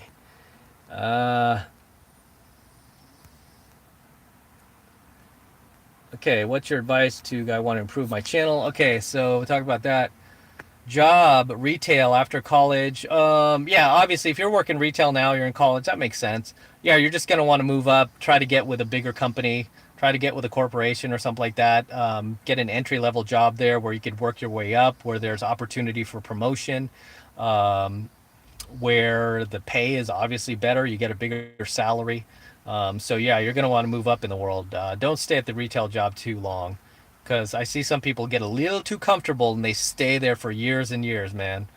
Years and years. I sold shoes at Macy's Union Square when I was in college, and that was actually some pretty good money, and it was hard for me to leave that job because I was like, shit, I'm making more than, you know, people my dad's age. You know, I was like, I'm doing well. But I was also like, shit, there were also guys there who were my dad's age and even older who had been there for 30 years. And I'm like, I don't want to be here for 30 years. Even though I was meeting a lot of women there. That was pretty interesting. That was the good part. I met a lot of girls there. So it was kind of cool in that sense. And if you had a foot fetish, I mean, these chicks would just kick off their shoes and their bare feet and stuff. And, yeah, I didn't really have much of a foot fetish, but I learned a lot about women's feet and their little pedicures and all that other stuff that they're insecure about. Okay. And as far as improving your lifestyle and confidence, you just want to watch content like mine or other content creators. It doesn't have to be mine, but obviously I'm going to plug my own stuff. But yeah, make sure you're subscribed to my Alpha Male Secrets channel, all you people. It's at youtube.com/Alpha Male Secrets, the original Alpha Male Secrets. I upload there at least a few times per week, and I dive into topics outside of pickup and dating. I dive into self-development, starting your own business, how to make 6 figures per year without a college degree. I dive into all that stuff, how to start your own business, how to become a self-made millionaire. Talk about all that on my Alpha Male Secrets channel. So yeah, definitely watch content like mine and other like-minded content for increasing your lifestyle. And then as far as confidence goes, you're on the right channel now. You learn pickup, you learn game. It's the best self-development tool for men is pickup and game. Okay, Red Pill Mike, $5 super chat, my man. Thank you again. I have had women buy me gifts early in the dating process, and it's impressive, but eventually I realized I have received their best. What do you mean by that? No, I'm kidding. I know what you mean. Yeah. It's kind of funny how these girls will do this stuff in the beginning, and really it's rare that they continue to do it throughout the relationship. I blame a lot of guys for that. You know, they just kind of lose their the mystique that the girl had for them, right? They lose that mystique about them. They're less mysterious. They become a little too predictable, a little too obvious, and the girl just gets bored with them, and then she doesn't want to do anything for them, right? And then she monkey branches to some other guy, the bigger, better deal, and then she starts buying that dude gifts. Right? She starts buying that dude gifts. But yeah, I mean, that's really the trick of it, is just You know, you can't stop gaming your girl, you can't stop gaming your wife or your LTR. You just can't stop gaming the girl, right? And a lot of guys, unfortunately, and myself included, back in my blue pill days, I thought once I got the girl, I didn't have to do anything. I thought like, oh, I could kick back now. Ooh, I could eat like crap, right? Ooh, I don't have to work out anymore. I've got her, yay, you know. And it's like, no, this is just the beginning. Getting her was the easy part, right? Getting her was the easy part. So yeah. Okay, Red Pill Gary with the 99-cent super chat from Canada. Just a big smiley face with sun shades. Nice. Nice. What's going on in Canada, by the way? How's the weather out there? It's pretty cold, I think, because I'm friends with a Canadian dating instructor. For you guys who know her, Anna. Anna is my friend. Anna Jorgensen, if you're watching this. Okay, because she has plugged me on her channel a couple times, once or twice, I think. So that's good. Thank you, Anna. Not bad weather, but borders locked down, so no Vegas. Sucks, man. That is lame. Shock treatment. No, shock treatment. Why did I read that wrong?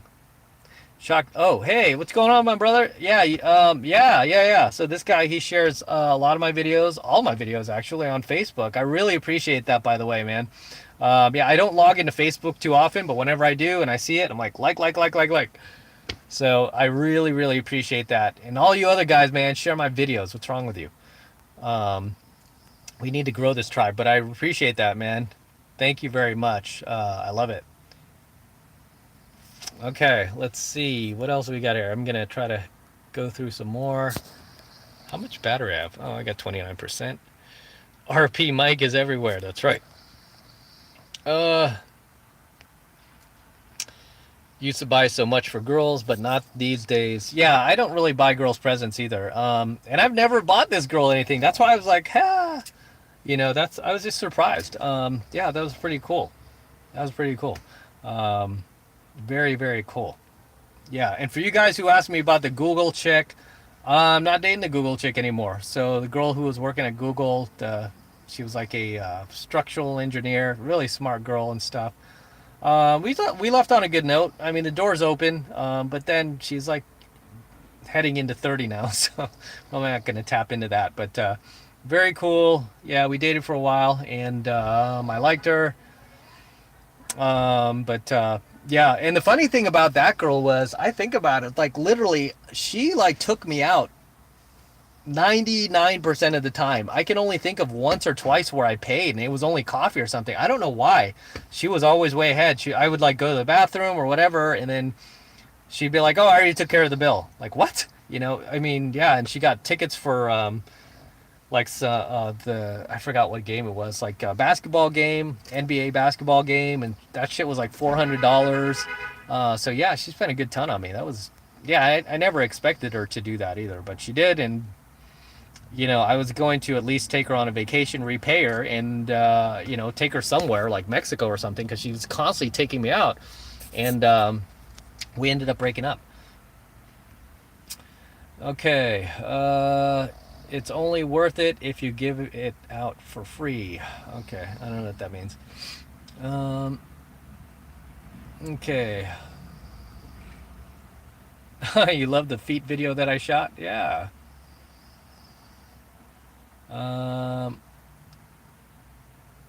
Wait. Okay, let me see here. I'm trying to see if there's anything else I could answer.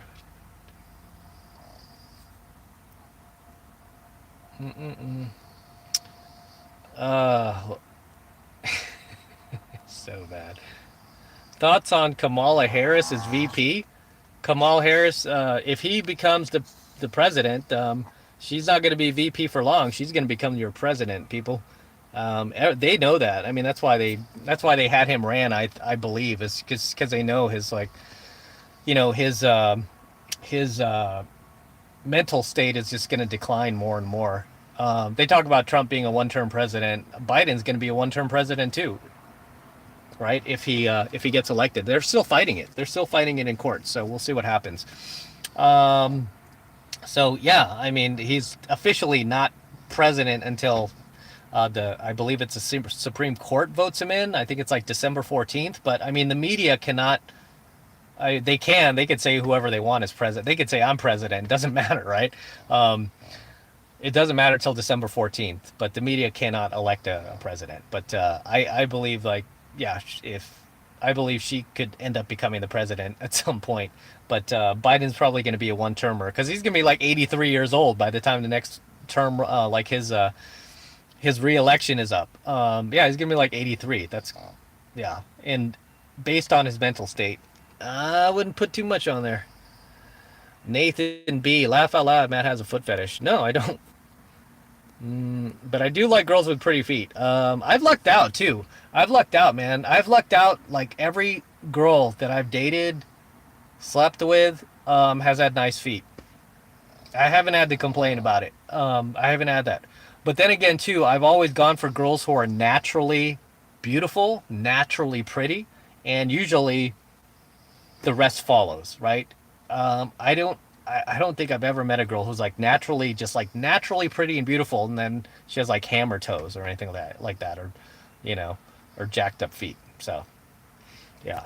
But no, if I had a foot fetish, I would have stayed at that job. Are you kidding me? If I had a foot fetish, I would have stayed at Mace. I'd be selling women's shoes still to this day. All right. Okay. Ace Boogie with a 499 super chat. Appreciate the red pill insights, brother. You're the truth. Have zero expectations and have a good time, my guys. Thank you. Appreciate it. J Pavilion 2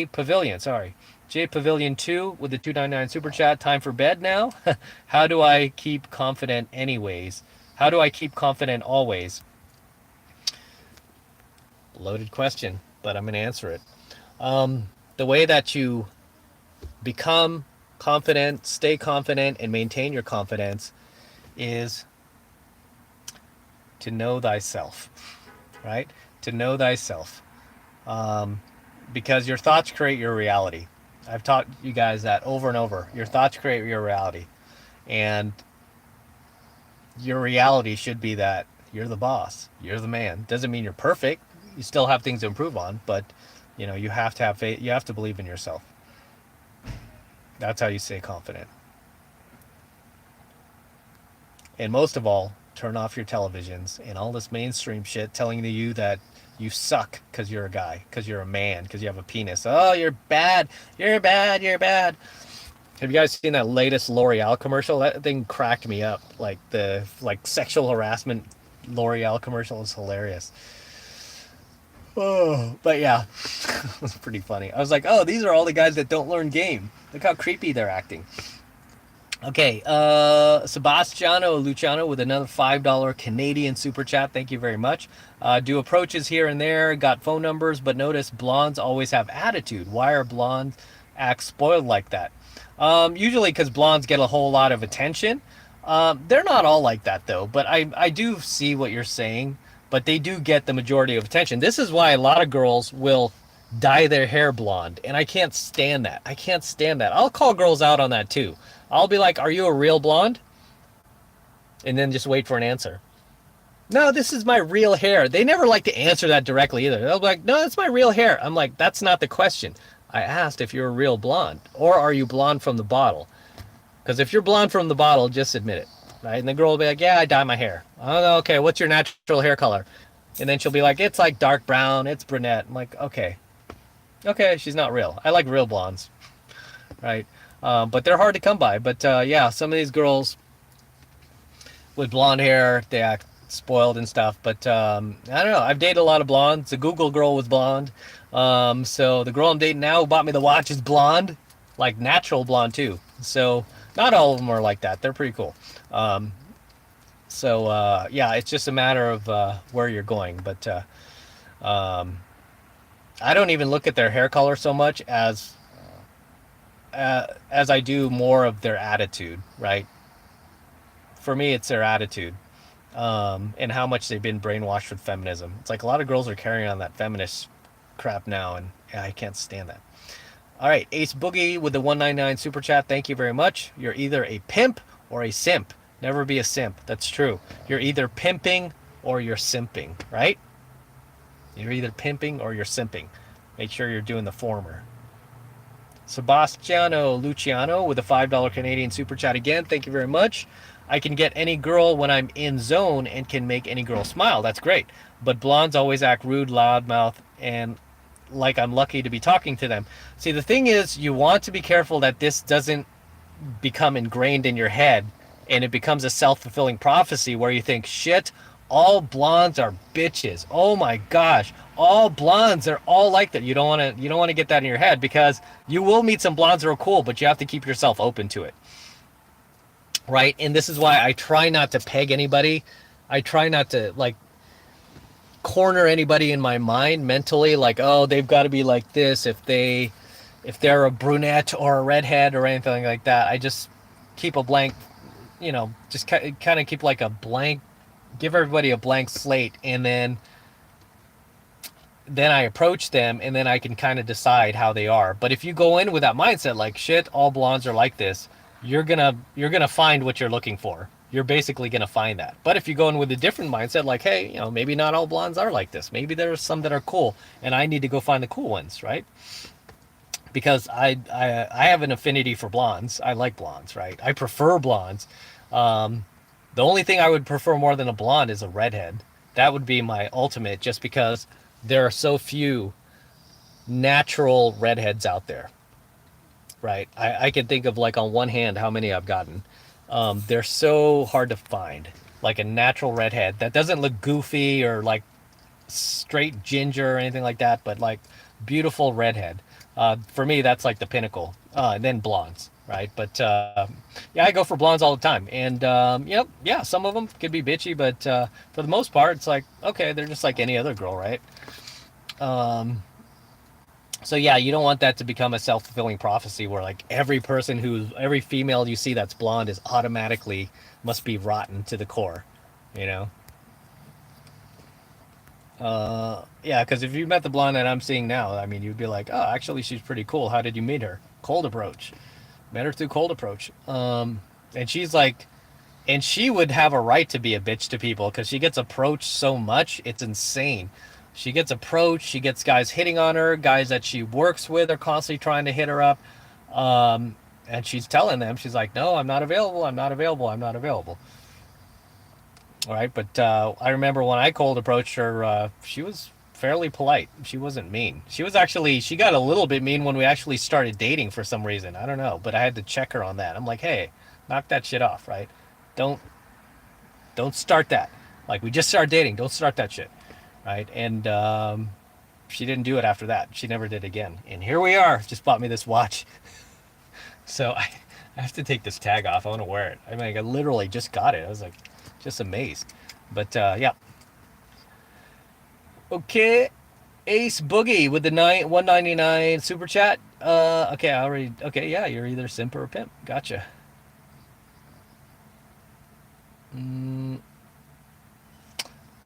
Red Pill Mike with a $5 super chat. My experience has been girls with nasty feet will also expel flatulence with zero shame, and these two traits mean she is a CC enthusiast.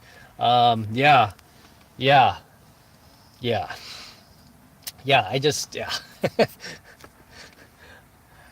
I definitely see where you're coming from. I just can't. Yeah. I mean, luckily, again, I'm lucky I haven't experienced that, but I have seen girls out in field that I thought were like, oh, she's kind of cute, and then she's wearing the, like wearing sandals or something, and I'm like, yeah. So it's kind of like seeing like a Mercedes. You're like, shit, man, this Mercedes is pretty badass. I kind of want it. And then you go around to the other side, there's like this big ass dent, like has a door pushed in. Yeah, it kind of ruins it.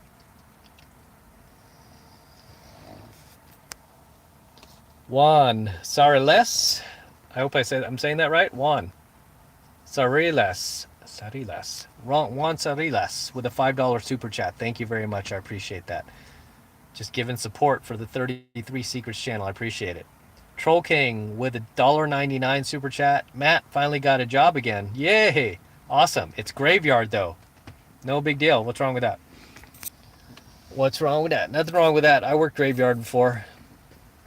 The thing about graveyard that's cool is you don't have a whole lot of people watching you. There's usually not a whole lot of people around you, and you're free to do your own thing. You could watch YouTube. You could like start a business on your phone.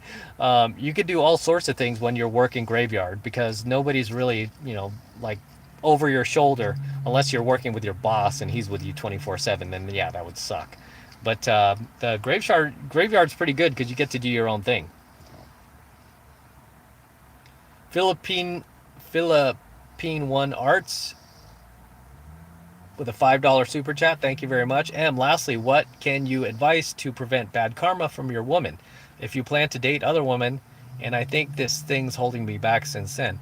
The thing you could do to prevent bad karma from your woman is just be straight up with her, right? Just don't cheat on her. Just be straight up, and let her know where you stand. Like, hey, if you want to see other girls, just tell her like, hey, I don't think I want to be in this like one-on-one relationship with you.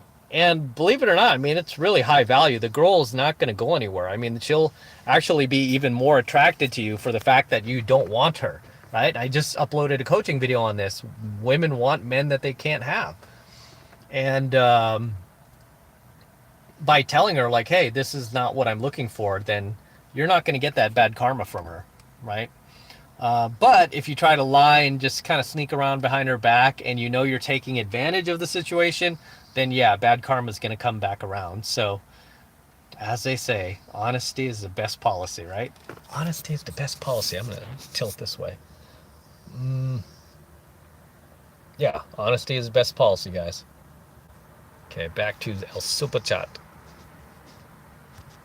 How much time now? Okay. Matt, okay, DK Borelli with a $5 super chat. What are the most intense approaches you have been a part of? Good, bad, and ugly. Probably the most intense was all the ones that are the most intense is where I don't see the boyfriend. I don't see the boyfriend, and the dude is jealous, possessive, and he just comes flying around the corner. This actually just happened in Vegas. I was like doing a casino floor game, right? And I love casino floor game too. I really highly recommend it, especially in COVID. But because all the clubs are closed in Vegas, I was doing a lot of casino floor game, and most of the girls that were out there that were good looking came with a boyfriend. So this happened more than a couple of times where the guy literally came flying, like ran around the corner, ran around a slot machine. It's like, oh, there you are, right? To his girl. So I could hear, oh, there you are. I'm like, Jesus Christ, man, calm down, right? Grabs the girl's hand. She's like, okay, it was nice meeting you. He's like pulling her away, stuff like that. Most of the time it's not confrontational. The guy just kind of looks, or, he starts making out with his girl in front of me. And I just think that's always comical because I could see that, it's basically the beginning of the end for them because he's acting out like that. And girls just see that as low value. Even though she's there with him right now, it's like, okay, eventually she's going to dump this guy because he can't control his emotions, And I mean, that happens with my girl, the girl I'm dating now that got me the watch. I step off to go to the bathroom. We were at the Venetian, right? We were eating food at the Venetian. And I like went to the bathroom, and this guy like walked over from outside the restaurant because the casino's right there. Just starts hitting on her. I came back around, and there he was still at the table. And then I sat, and then he was still trying to talk to her. And then he just kind of looked over at me, and I was like, oh, we're about to eat, man. And he was just kind of shocked that he was waiting for me to like react. And I was like, oh, we're about to eat. And then he was like, oh, okay, well, it's nice meeting you. And she was like, okay, goodbye. I just didn't react. It's like, okay. And I just kept eating, and I didn't even bring it up. She was like, oh, he just came out of nowhere. What a weirdo. I was like, oh, okay, cool. I was like, oh yeah, so anyway, and I started talking about something else. But a lot of these guys, they're super reactive. They're like, why were you talking to that guy? Fuck that. And like yelling at the girl, you stupid bitch. If I see you talking to another guy, that's how I know it's the beginning of the end. How do I know? Because I used to be that guy. I was that guy.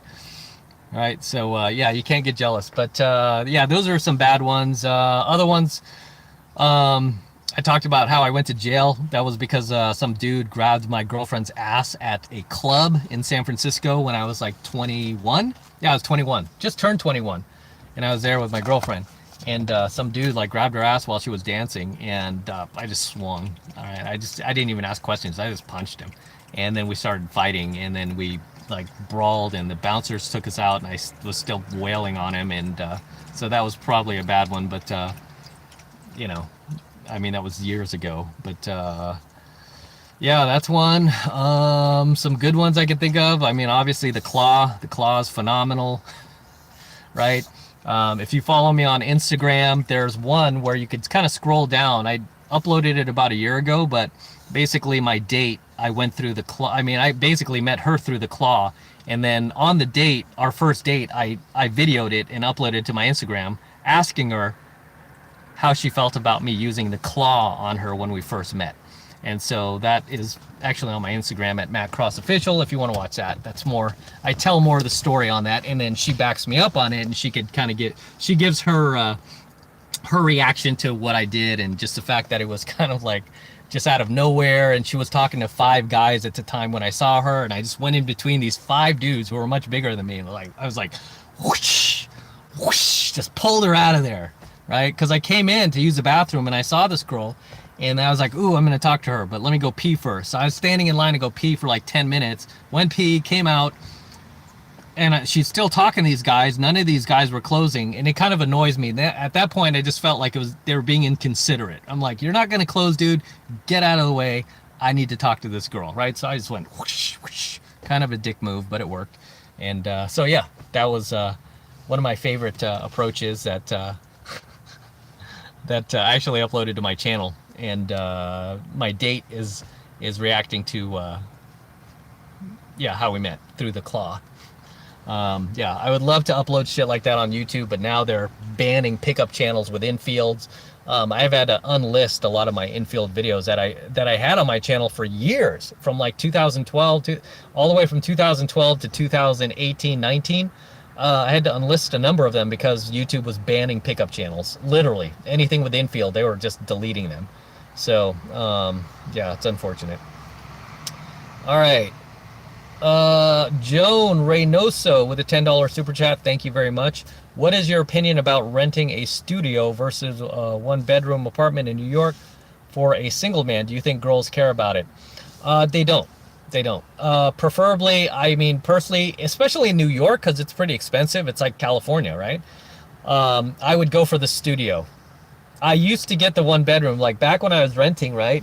Back when I was still renting apartments. I haven't rented an apartment in years, but I wised up. I used to get 1-bedrooms, and then I noticed something peculiar when I would bring my dates over. They would always like sit in the living room. They would never want to come in the bedroom. They would just sit in the living room. I had a couch, right? They would sit on the couch. No, I just want to sit here. I'm like, you know, and it made it harder to game. So after that, I rented a studio, and that's when the light bulb came on. I had the studio, and all I had when I first moved into the studio was an air mattress that I bought at Costco. So I had like an air mattress, no furniture, and I was bringing girls over, and I noticed something peculiar. Every time a girl came over, she had to sit on my bed because there was nowhere else to sit. And if she stood, it would look weird. She would feel awkward, so she would just sit on the bed, and then I would come sit on the bed. And then closing was like, it just became so much easier. It was like, woo, all I have to do is get her back to my place. Now all I have is this bed, you know?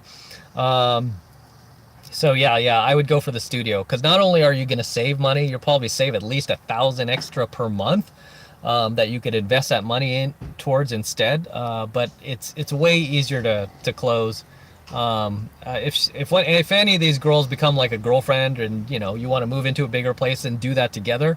But if you're just one guy, all you need is a studio. I'm all for the minimalist movement, by the way, guys. I like minimalism. I'm trying to get rid of as much crap as I have. But I'm all for the minimalist movement. I try to just keep everything to a minimum.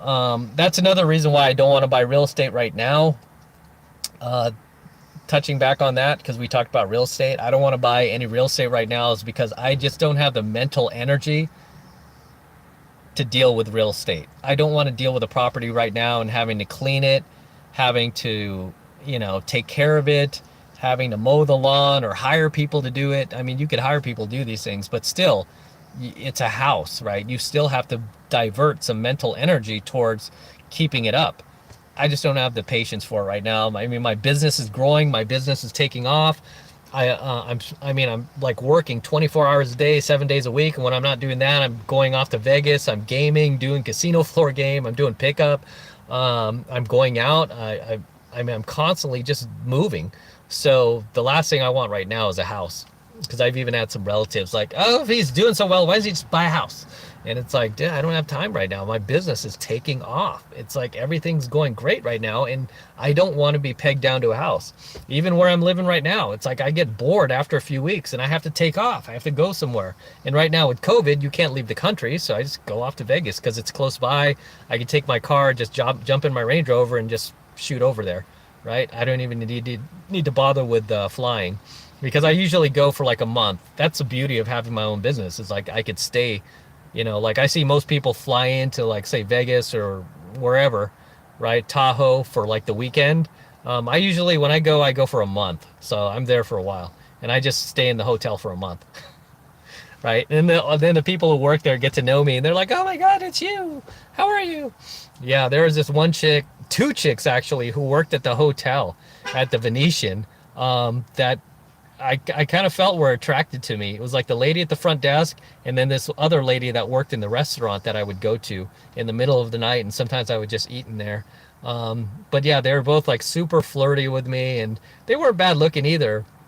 The chick at the front desk was like half white, half black, and she was like really attractive. She looked like Lisa Turtle from Saved by the Bell. You guys ever watched that? But she was like really attractive.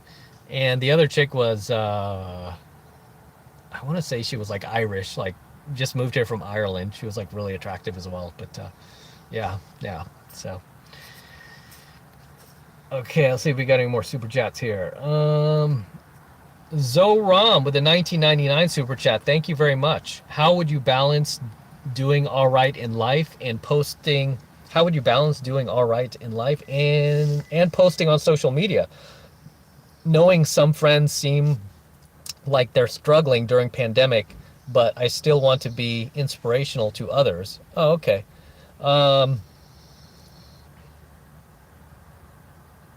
Seem like they're struggling during it. How would you balance doing all right in life and posting on social media? What do you mean? Are you saying like you don't want to offend anybody because you're doing good? You shouldn't even worry about that if that's the case. I could be wrong. I could be reading your message wrong. But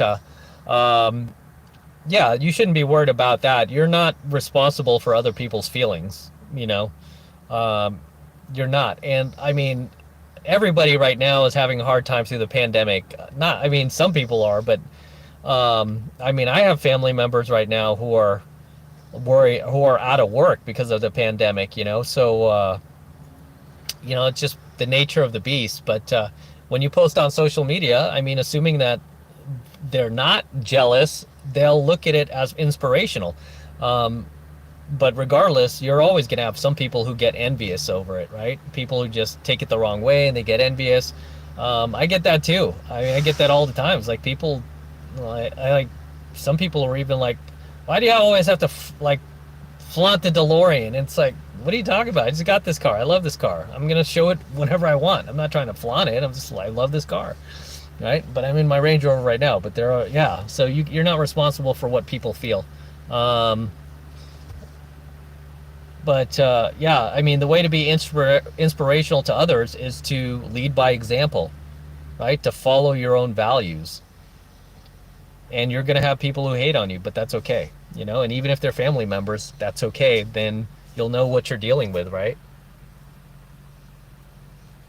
So, yeah.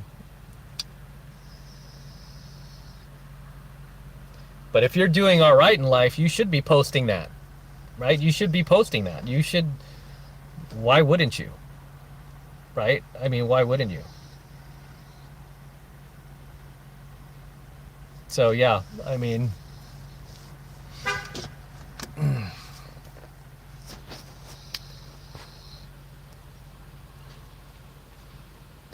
okay, Devin Hansen with the $10 super chat. I just want to thank you for your coaching videos and your red pill information. I've seen amazing results, and thank you for what you do. I appreciate that. Love your profile photo, by the way. Devin Hansen, thank you for the $10 super chat. He's got an American flag on his profile. Appreciate that. Yeah, and yesterday was just Veterans Day, guys, for you guys who've had family members who served. Tell your family members thank you. My grandfather served in World War II, so yesterday was Veterans Day, and I was like trying to find an old photo of him in his military uniform, and I couldn't find one. But yeah, we are honoring our veterans yesterday for all that they do. Yeah, and even when I see these guys, if I'm at a Starbucks or something and I see somebody in their military uniform, I'll take care of their coffee or whatever else they want. Yeah, so I always try to do what I can. Raymond Gonzalez with the $2 super chat. Appreciate it. Thank you very much. How to deal with being disqualified because of height? Again, that's coming back to, you know, and I'm not denying that, you know, you're experiencing that, but a lot of that too is coming back to, you don't want that to become, you know, a sticking point in your head. You don't want to create sticking points for yourself, right? Because that becomes a self-fulfilling prophecy if you're constantly focused on height. So yeah, don't worry about that too much, because I mean, a lot of girls that I've dated have admitted, like, I don't date guys under 6'1". The shortest guy I dated was 6'3". You know, I've had so many girls say that, and I'm 5'11", and I'm like, okay, well, I'm going to be the first that's not. And it's never been a problem, just because you have to embrace, you know, you have to embrace what God gave you, right? I mean, he didn't give you height, but he might have given you other things. And again, height is subjective, right? Height is subjective depending on who you're surrounded by. I mean, my wing, one of my main wings, Brando, right?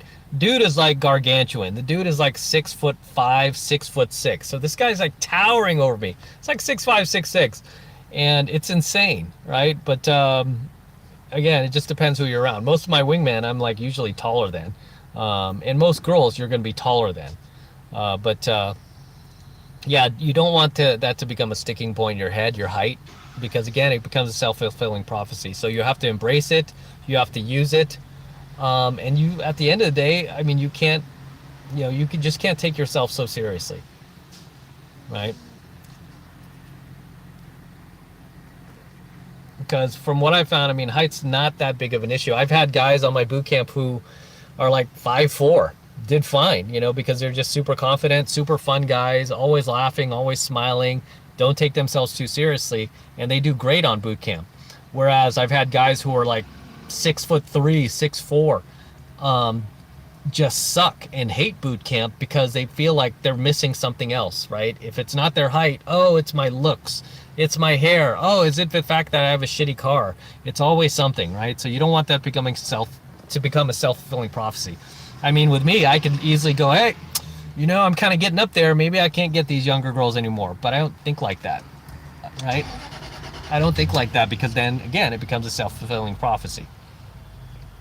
You know, I don't look at these things as a disadvantage. I look at them as an advantage, as you should. Okay, Jose Acosta with the $50 super chat. Thank you very, very much, MX. Hey, Matt, should you try to get your ex back?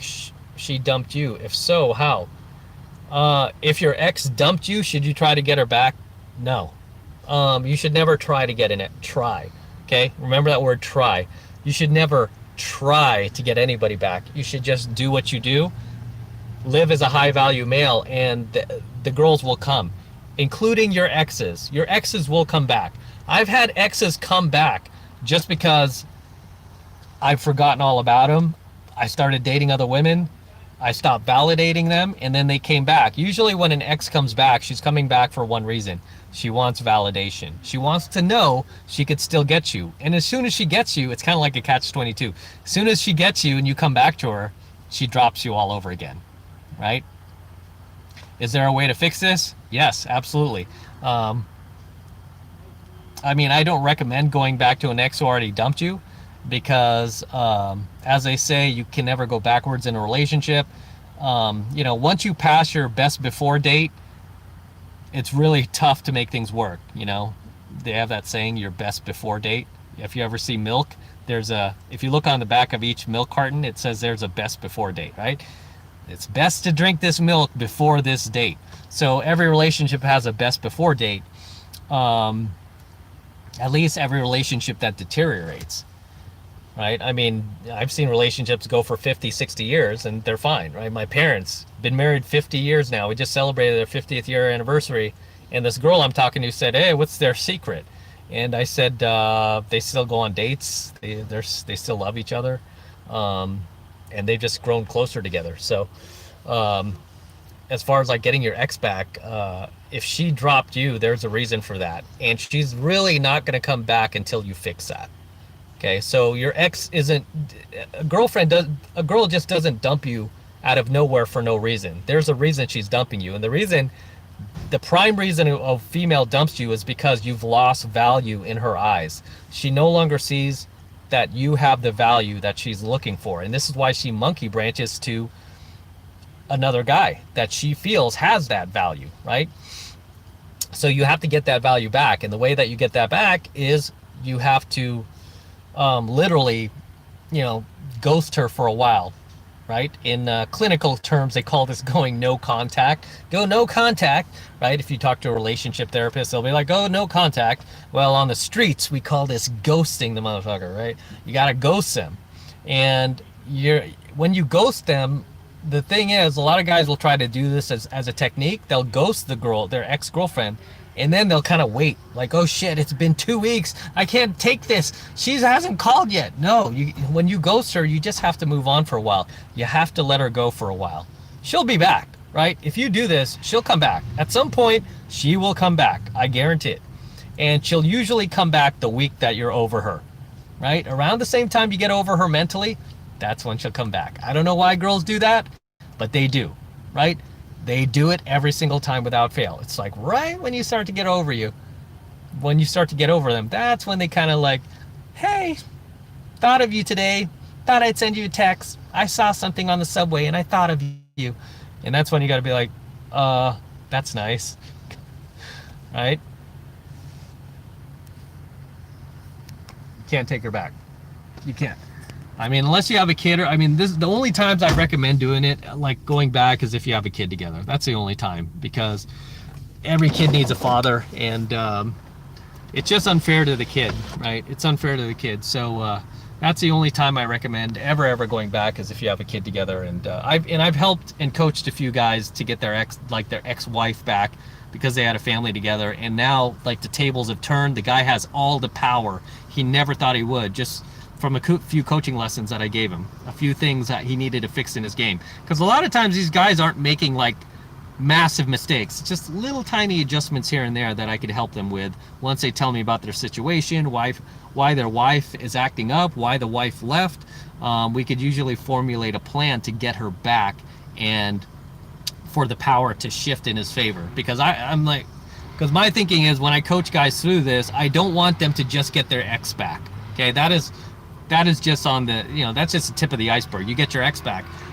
Ultimately, what we want to do is we want to shift the power back in our favor, to where she's eating out of our hand. She sees what a fool she was. Like, oh my God, I almost let go of this guy. Oh, what was I crazy? What was I thinking?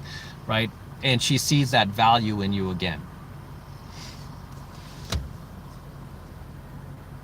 So just because you get her back doesn't mean she's going to stay. You need to work on yourself and demonstrate that you had the value she was looking for the entire time, and she's an idiot for leaving, right? I actually just did a coaching video the other night that's probably going to be on my channel in a couple of weeks, talking about my ex, right? It was like, this ex-girlfriend And the thumbnail was brilliant that my guy did. It was like me and her, and he had to blur out her face for obvious reasons. Thumbnail was like pointing at her going, she left a future millionaire and ended up becoming a single mother, which was true, right? Which was true. My ex from 2006. It's true. She dumped me, and I became successful, and she became a single mom. And so that's going to be a fun coaching video that we'll upload to the channel in a couple of weeks. You guys will like it. Just shows the stupidity of some girls who don't, it's like they always think the grass is greener on the other side, and it's not, right? It's not. All right, Juan Sorry Less with a $10 super chat. Thank you very much. What would you do when your baby mama is making fake allegations in court, trying to take your child away from your life, and she's doing it out of spite and not putting their child first? Yeah, man, it's really sad that a lot of chicks do that, man. I'm sorry to hear that. That really pisses me off when girls do, when they play the courts, because they know the courts are automatically going to side with her for being a female. I can't stand it when chicks do that. It just shows how evil, how low, how dirty she is if she's using the courts to get the kid. It's just sad when I hate it when girls do that. It just shows what they're about. But yeah, there's not too much you could do with a girl like that except for hire a better lawyer. Yeah, I mean, yeah, the best thing you could do is hire a better lawyer. And in those cases, she's accusing you of like something in court. What does it say? Let me look at this. Okay, she's making fake allegations in court. You hire a better lawyer, preferably a female lawyer, just because, the courts are a gynocracy, and you're probably going to have like a female judge, or even if it's a male judge, it's going to be a feminized male judge. She's probably going to have a male lawyer because she's female. I don't know why they always do this, but yeah, the woman generally has a male lawyer, unless she's smart and gets a female lawyer. But you'd be just as smart to get a female lawyer yourself, and just prove. I mean, yeah, if she doesn't have proof of this stuff, it's it's very difficult to prove this in the court, because she could say anything, right? And it's basically your word against hers. So anything you can find, any dirt you could find on her that you could show that she's an unfit mother, that's the route I would go with.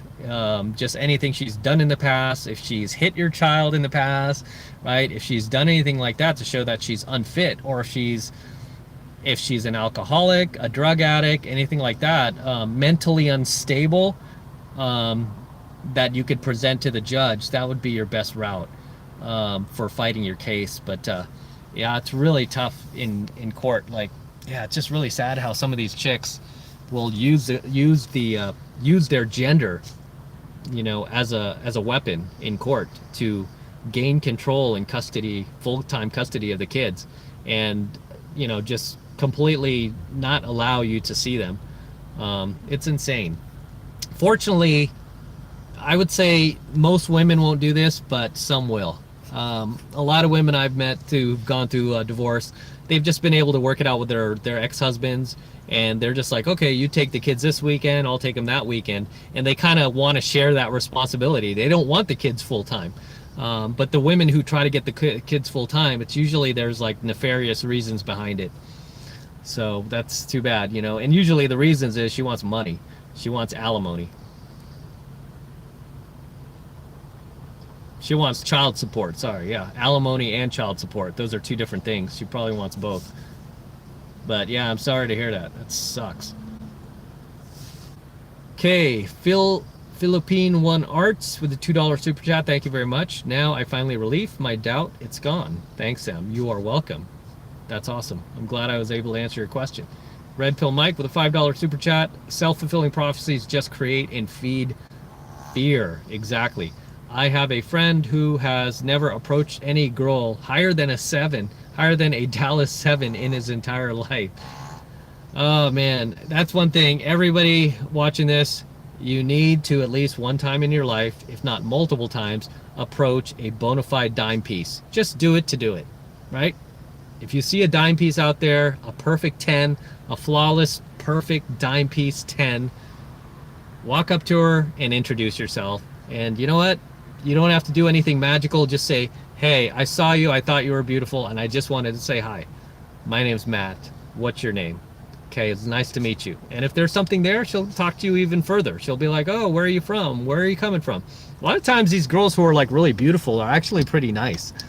They're actually a lot nicer than you think she is. You know, the girls who are the meanest are the girls who are like the 3s, 4s, 5s, the ones that guys think are like going to be easier because they're not as attractive. No, those chicks are the meanest. They're the meanest. You wouldn't think, but they are. They're like, it's counterintuitive. Those girls tend to be the meanest. They tend to think that like they're the hottest. They tend to be bitter too because they don't get as much attention as like the drop dead gorgeous dime pieces. So they're bitter about that, and they will let you have it when you approach them. So that's generally why I don't like to approach girls below a 7 in looks. Yeah, usually for me it's 8s, 9s, and 10s, and obviously that's subjective depending on what you're into, but usually I go based on facial symmetry. The more facial symmetry a girl has, the more beautiful she tends to be, just like naturally beautiful. Like the more her nose, eyes, ears, forehead, face, chin, whatever, all fits together, the more facial symmetry she has, and that's what we consider beautiful. Like, but the bigger nose she has, or she has like giant Dumbo ears, or massive like weird looking lips, or like a chin that sticks out to here, then obviously that, you know, she doesn't have that facial symmetry going in her favor, and then she ends up looking, you know, like a 4 or 5, a lot less attractive. And this is why plastic surgeons, usually when a girl comes in, they're trying to give her that facial symmetry. Like if she has a big nose, they're trying to like, you know, like kind of like numb it down to a regular size nose. Or if she has big ears, they're going to try to like, you know, cut it down to regular size ears so she has more facial symmetry. And the more symmetry they give her face, the more attractive she looks. Okay, B with a $5 super chat. Message retracted. Let me know what you want to ask me. Okay, I got 7% battery left on my phone, guys. I do not know why this thing eats up my cell phone so fast, right? I will try to actually jump back on maybe in another half hour after I charge my battery. If it drops below, it's at 7% right now, so I think I got a few minutes left. Let me go by the top chat here. If you guys have anything else you want to throw at me real quick, go do that.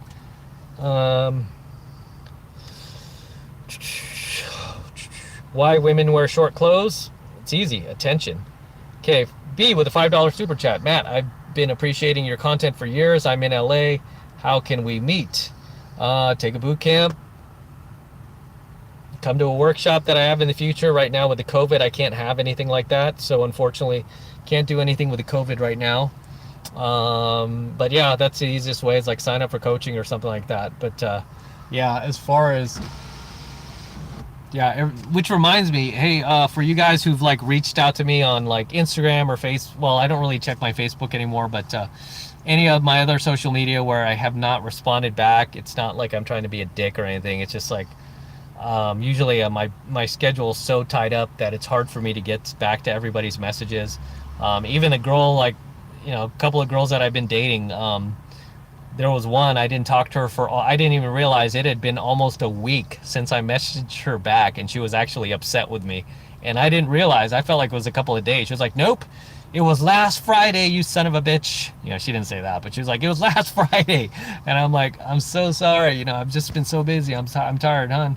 You know, and I'm like, I'll make it up to you, you know. But yeah, if I don't respond to you right away, it's just because I'm like crazy busy and not trying to be a dick. I mean, I have like, we usually get, I mean, besides like YouTube comment, we upload 5 to 6 times per week on YouTube.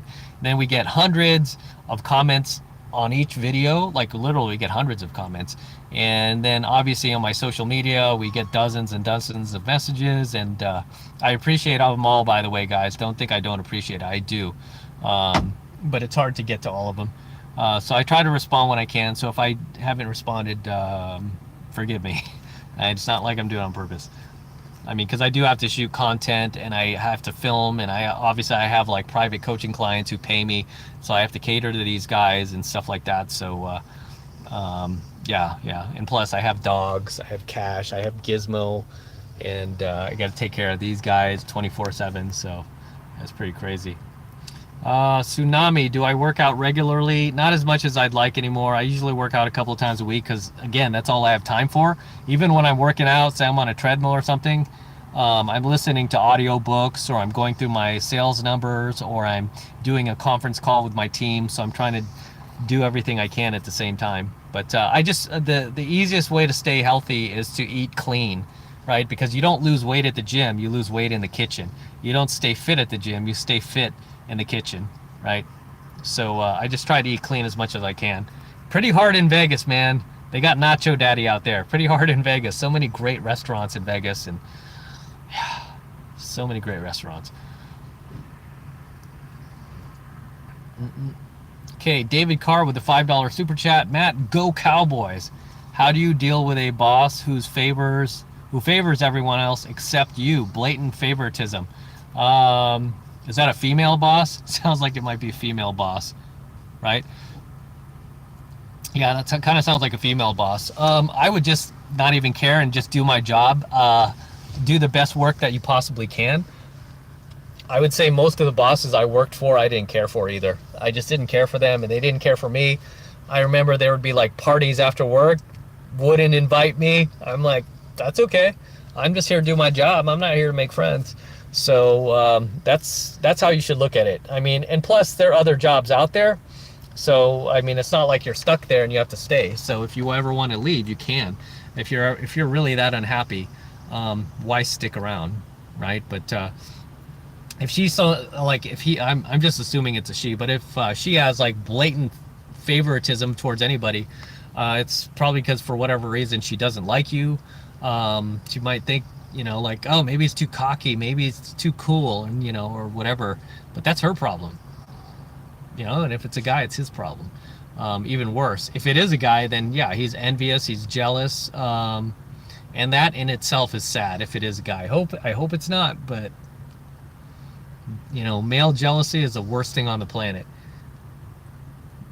It's like horrible. But again, just focus on doing your job and doing the best that you can, because at the end of the day, that's really all you could do.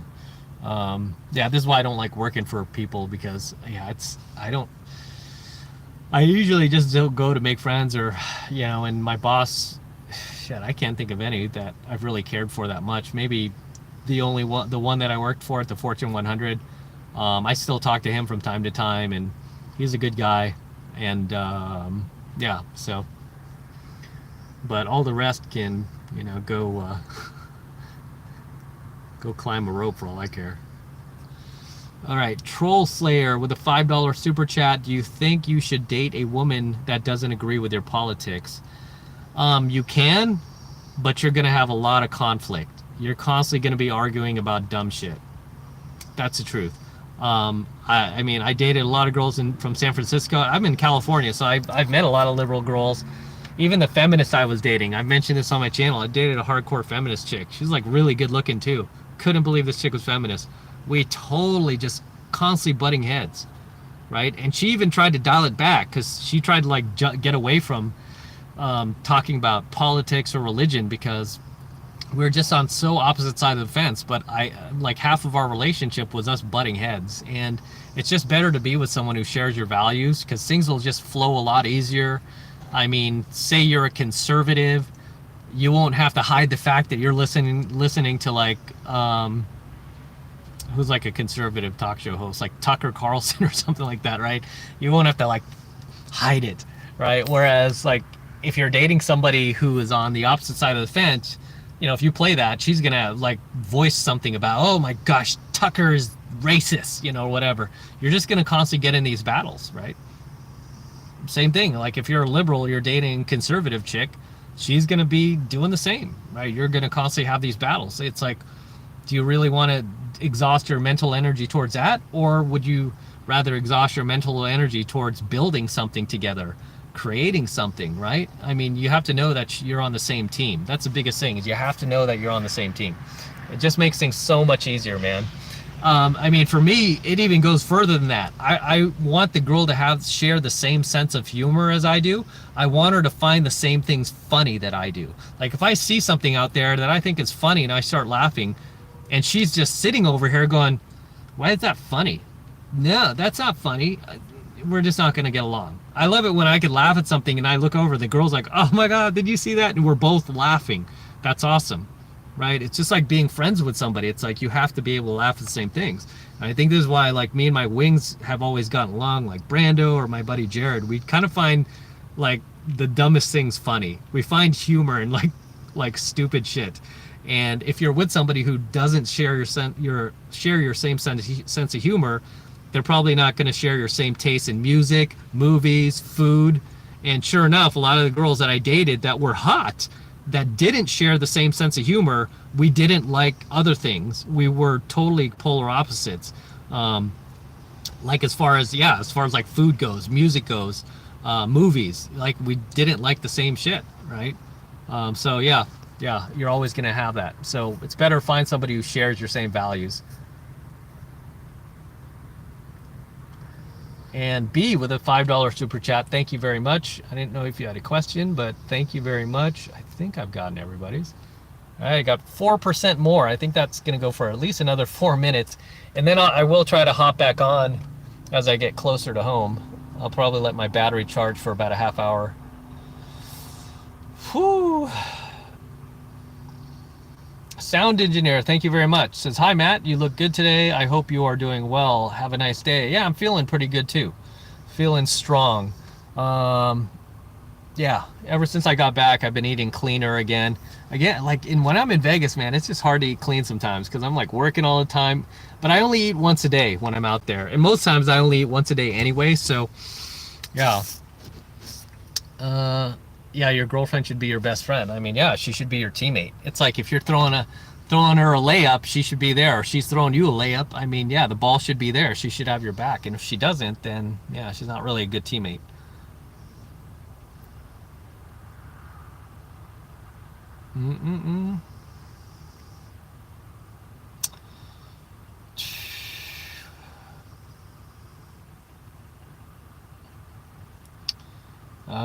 I want to date a 16-year-old to 18-year-old. Can I do that? I'm 26.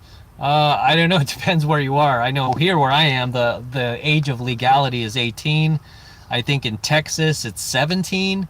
And then I think in Sweden it's 16. So maybe if you're in Sweden, you could pull that off. But here, yeah, it's illegal.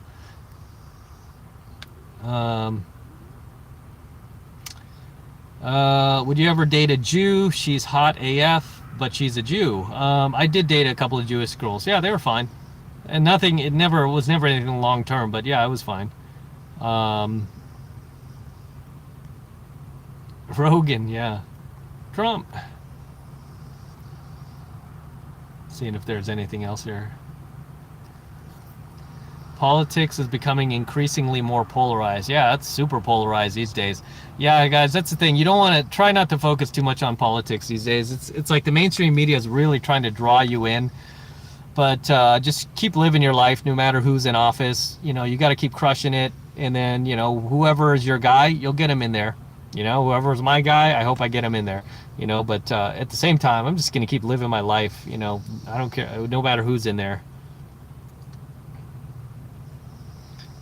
Sebastiano Luciano, what do you think of dating a older woman? I'm 27 and she's 38, and husband died and she has lots of money. She wants to buy me dinner, spoil me, work, friend. Well, if she wants to do those things, I mean, she's a free person. She's able to do it. I did date an older woman once that was a bit older than me, around that, I think about that age, I was around that age too, and she was much older, but she was a fashion designer in LA. She was like, yeah, pretty popular fashion designer, like Lindsay Lohan, Paris Hilton. A lot of celebrities were wearing her clothes back then, and her clothes used to be on like Nordstrom and a lot of these department stores. And she taught me a lot about business and stuff like that. And she had like this house in the hills and Mercedes, like brand new Mercedes, brand new Range Rover, all this other stuff. But she taught me a whole lot. So it might be good for you. Might be good for you if she's 38 and you're 27, but I would not. I mean, I wouldn't look to marry that chick, personally, if that was me. But if she needs, if she wants company, it's a free country, and she wants to take care of you. That's on her. That's up to her. Yeah, personally for me, it kind of weirds me out, like women who've lost their husband and they're kind of like widows. That's the one thing that me personally, I don't go for. Just, yeah, I don't know why it weirds me out. So, yeah, even with my DeLorean, the former owner who bought my DeLorean originally in 1981 had passed away. That's why his family sold the car off. I think it was breaking his wife's heart because he used to sit in the DeLorean in the garage when he couldn't drive it anymore. And then finally he passed away, and she was like, she kept it for a little while, but it was hard for her to look at that car because it would remind her of him. So, and then now I'm the owner of that car, right? I bought it. And so sometimes I think about him. Like, wow, that's weird. This was his car. Okay, but yeah, if you want to go that route, go do it, man. I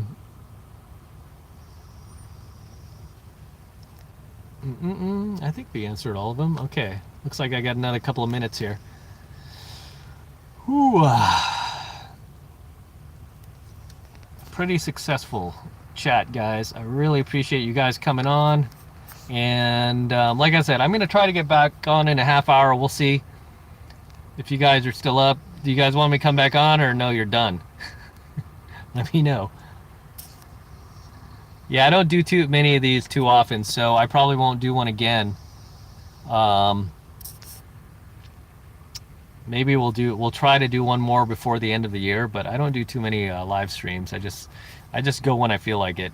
God bless you too, brother. Appreciate that, MagX. I'm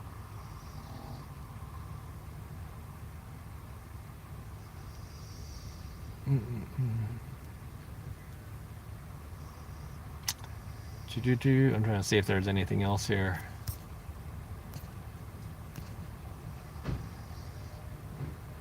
Okay.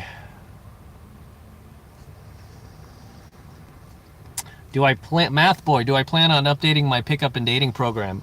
It doesn't need to be updated because the techniques are going to work. I mean, they're time tested. These techniques are going to work for the next 1,000 years, and I can guarantee that because they're based on female psychology, and female psychology has not changed in thousands of years, right? Since we're living in caves, they've had the same psychology. So all these techniques are going to work until God comes down and changes their psychology, but it's going to continue working. This is why that's the thing that's unique about my programs that I probably don't talk enough about is the fact that every single program that I have will stand the test of time. None of the techniques were ever going to be outdated. They're never going to stop working until there's an update in our brains, in our psychology, which again, we are the same creatures that were living in caves, believe it or not. We just have all this technology surrounding us, and cars and stuff like that. But the psychology is still the same. So they're going to continue to work, and it doesn't need an update because it's based on female psychology.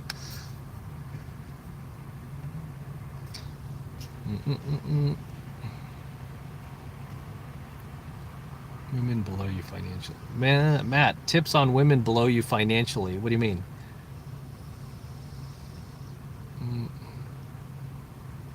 I'm not sure what you mean, Kevin. Tips on women below you financially?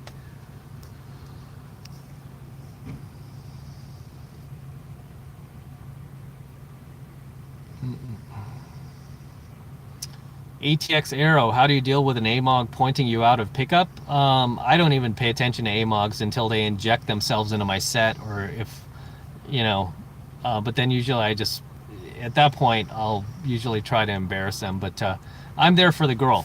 I focus on the girl. I focus on my target. There's always going to be somebody yip-yapping in the back, especially if they see you approaching a girl that they didn't have the balls to do. Oh, these guys are going to talk. But it's a very satisfying feeling when you leave with that girl. That's my thing. I feel like that's my right back at them is when they watch me walk off with that girl. We leave the venue, or if we make out right then and there. That's my revenge on the AMOGs. Or even if the girl just starts laughing and hugging, and and we're like hugging each other, that's like the best revenge for anybody who's AMOGing. But never, I mean, you're not there for the AMOGs, you're there for the girl, right? And beyond the girl, you're just there to have a good time. Okay, Music X Fitness with a $5 super chat. Tips on starting a business or financial freedom. I'm 26, but currently have a decent job. Just start with a side gig. Look at some side gigs that you could start. Maybe a Shopify store, or an Amazon store. Just start, selling a product that where you could get your feet wet and feel what it's like to run an online business. The thing about running an online business is you have to make your first dollar, okay? Once you make your first dollar online, and you surpass that goal, your next goal should be to make your first 100. After you make your first 100, your next goal should be to make your first 1,000, and then your next 10, and then your first 10,000, then your first 100,000. So take small steps, but it's okay. Like if you want to start as an affiliate first, maybe for Amazon, or if you want to get like some private label products from Amazon, like some from China that are already made, and then you could just rebrand it as your own. Whatever brand that you want to create, you could rebrand it as your own, create your own store, and then start selling products that way. But you want to start a little side gig. Well, we call it a side hustle, right? A side hustle. But the biggest thing is you don't want to do one idea at a time. Instead, you want to get a notebook, write down your top 5 best ideas that you think would make money, be profitable, and that you would enjoy doing, something that you would actually enjoy. Try out all 5 ideas at the same time and see which one has the most potential, okay? That's my best advice for that. That's how you start a business. Too many people like obsess over one business, and they take like 3 years to build a website. I'm not even kidding. I've had some people in my group like this, right? Like a newbie entrepreneur, 3 years to build their website, get everything perfect. They hired a graphic designer, sunk like thousands of dollars into it, and they haven't sold a dime yet. I'm like, no, just get your product out there and see if you could get people interested. See if people even care. See if people want it. That's how you start a business. Zoram with a $4.99 super chat. Thank you very, very much. Thanks, Em. I hear you and I thank you. Seems good to hear it from an outside perspective. Stakes at the win. Yeah, I love the win. Stakes at the win. God bless America. Exactly. God bless you too. Yeah, man. What's another great steakhouse in Vegas? Oh my God, I've eaten at so many. The food there is just so excellent. It's insane. But yeah, I love the Wynn. The Wynn opened their buffet too when I was there. It's like one day I was there, it was closed, and then the next day I was like, shit, it's open, right? But yeah, I used to love going to buffets at Vegas. Now it's like I just can't eat all that food. I'm like, I get full so fast these days. All right, so looks like my phone is about to die. I'll go until it gets to 1%. So it'll probably be another minute. Let me see if I got any more left here. Are we screwed with Biden? I wouldn't be worried about Biden. Be worried about Kamala becoming the president. Yeah, guys, I hate to say it, too many women in government right now. Too many women in government with a care-based morality. And that's going to affect us as men. That's going to affect the laws that they put in place, and the entitlements that we as men are going to have to pay for. This is why, again, I don't like voting that way, because it just puts too many females and too many of these beta males with a care-based morality into office, right? It was hilarious too. Do you see all these like anchors, these news anchors crying when they thought he got elected? You're like, oh my God, he's been elected. He's our president. And it's like, dude, get a hold of yourself, man. Why are you crying over a politician? It's like, yeah, I understand you're all like, you're happy Trump's out, or you think Trump's out. We don't know that yet, but it's like, get a hold of yourself. Never cry over a politician, right? That is so beta. It's insane. I was literally laughing my ass off. I was like, that is so beta. Why is this guy crying over a politician? Like several of them. Never cry over a politician. If you lose a family member and to some illness and they die or pass away, or you lose your animal, your dog, cry over that. Don't cry over a politician. Okay. All right. I think that's it with the super chats. No, but I get told I look like Tom Cruise a lot. What do you think? Tom Cruise, Michael Keaton. Those are the comments that I've gotten the most as far as like, you know, you look like, oh, and that guy from Californication, what's his name? David Duchovny.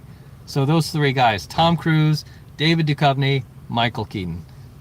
Like a younger Michael Keaton, because Michael Keaton's like my grandpa's age. Okay, I think I got all the live chats, right? Yep. Hit all of those. Oh, I'm in the super chat, sorry. All right, guys, phone's gonna die out.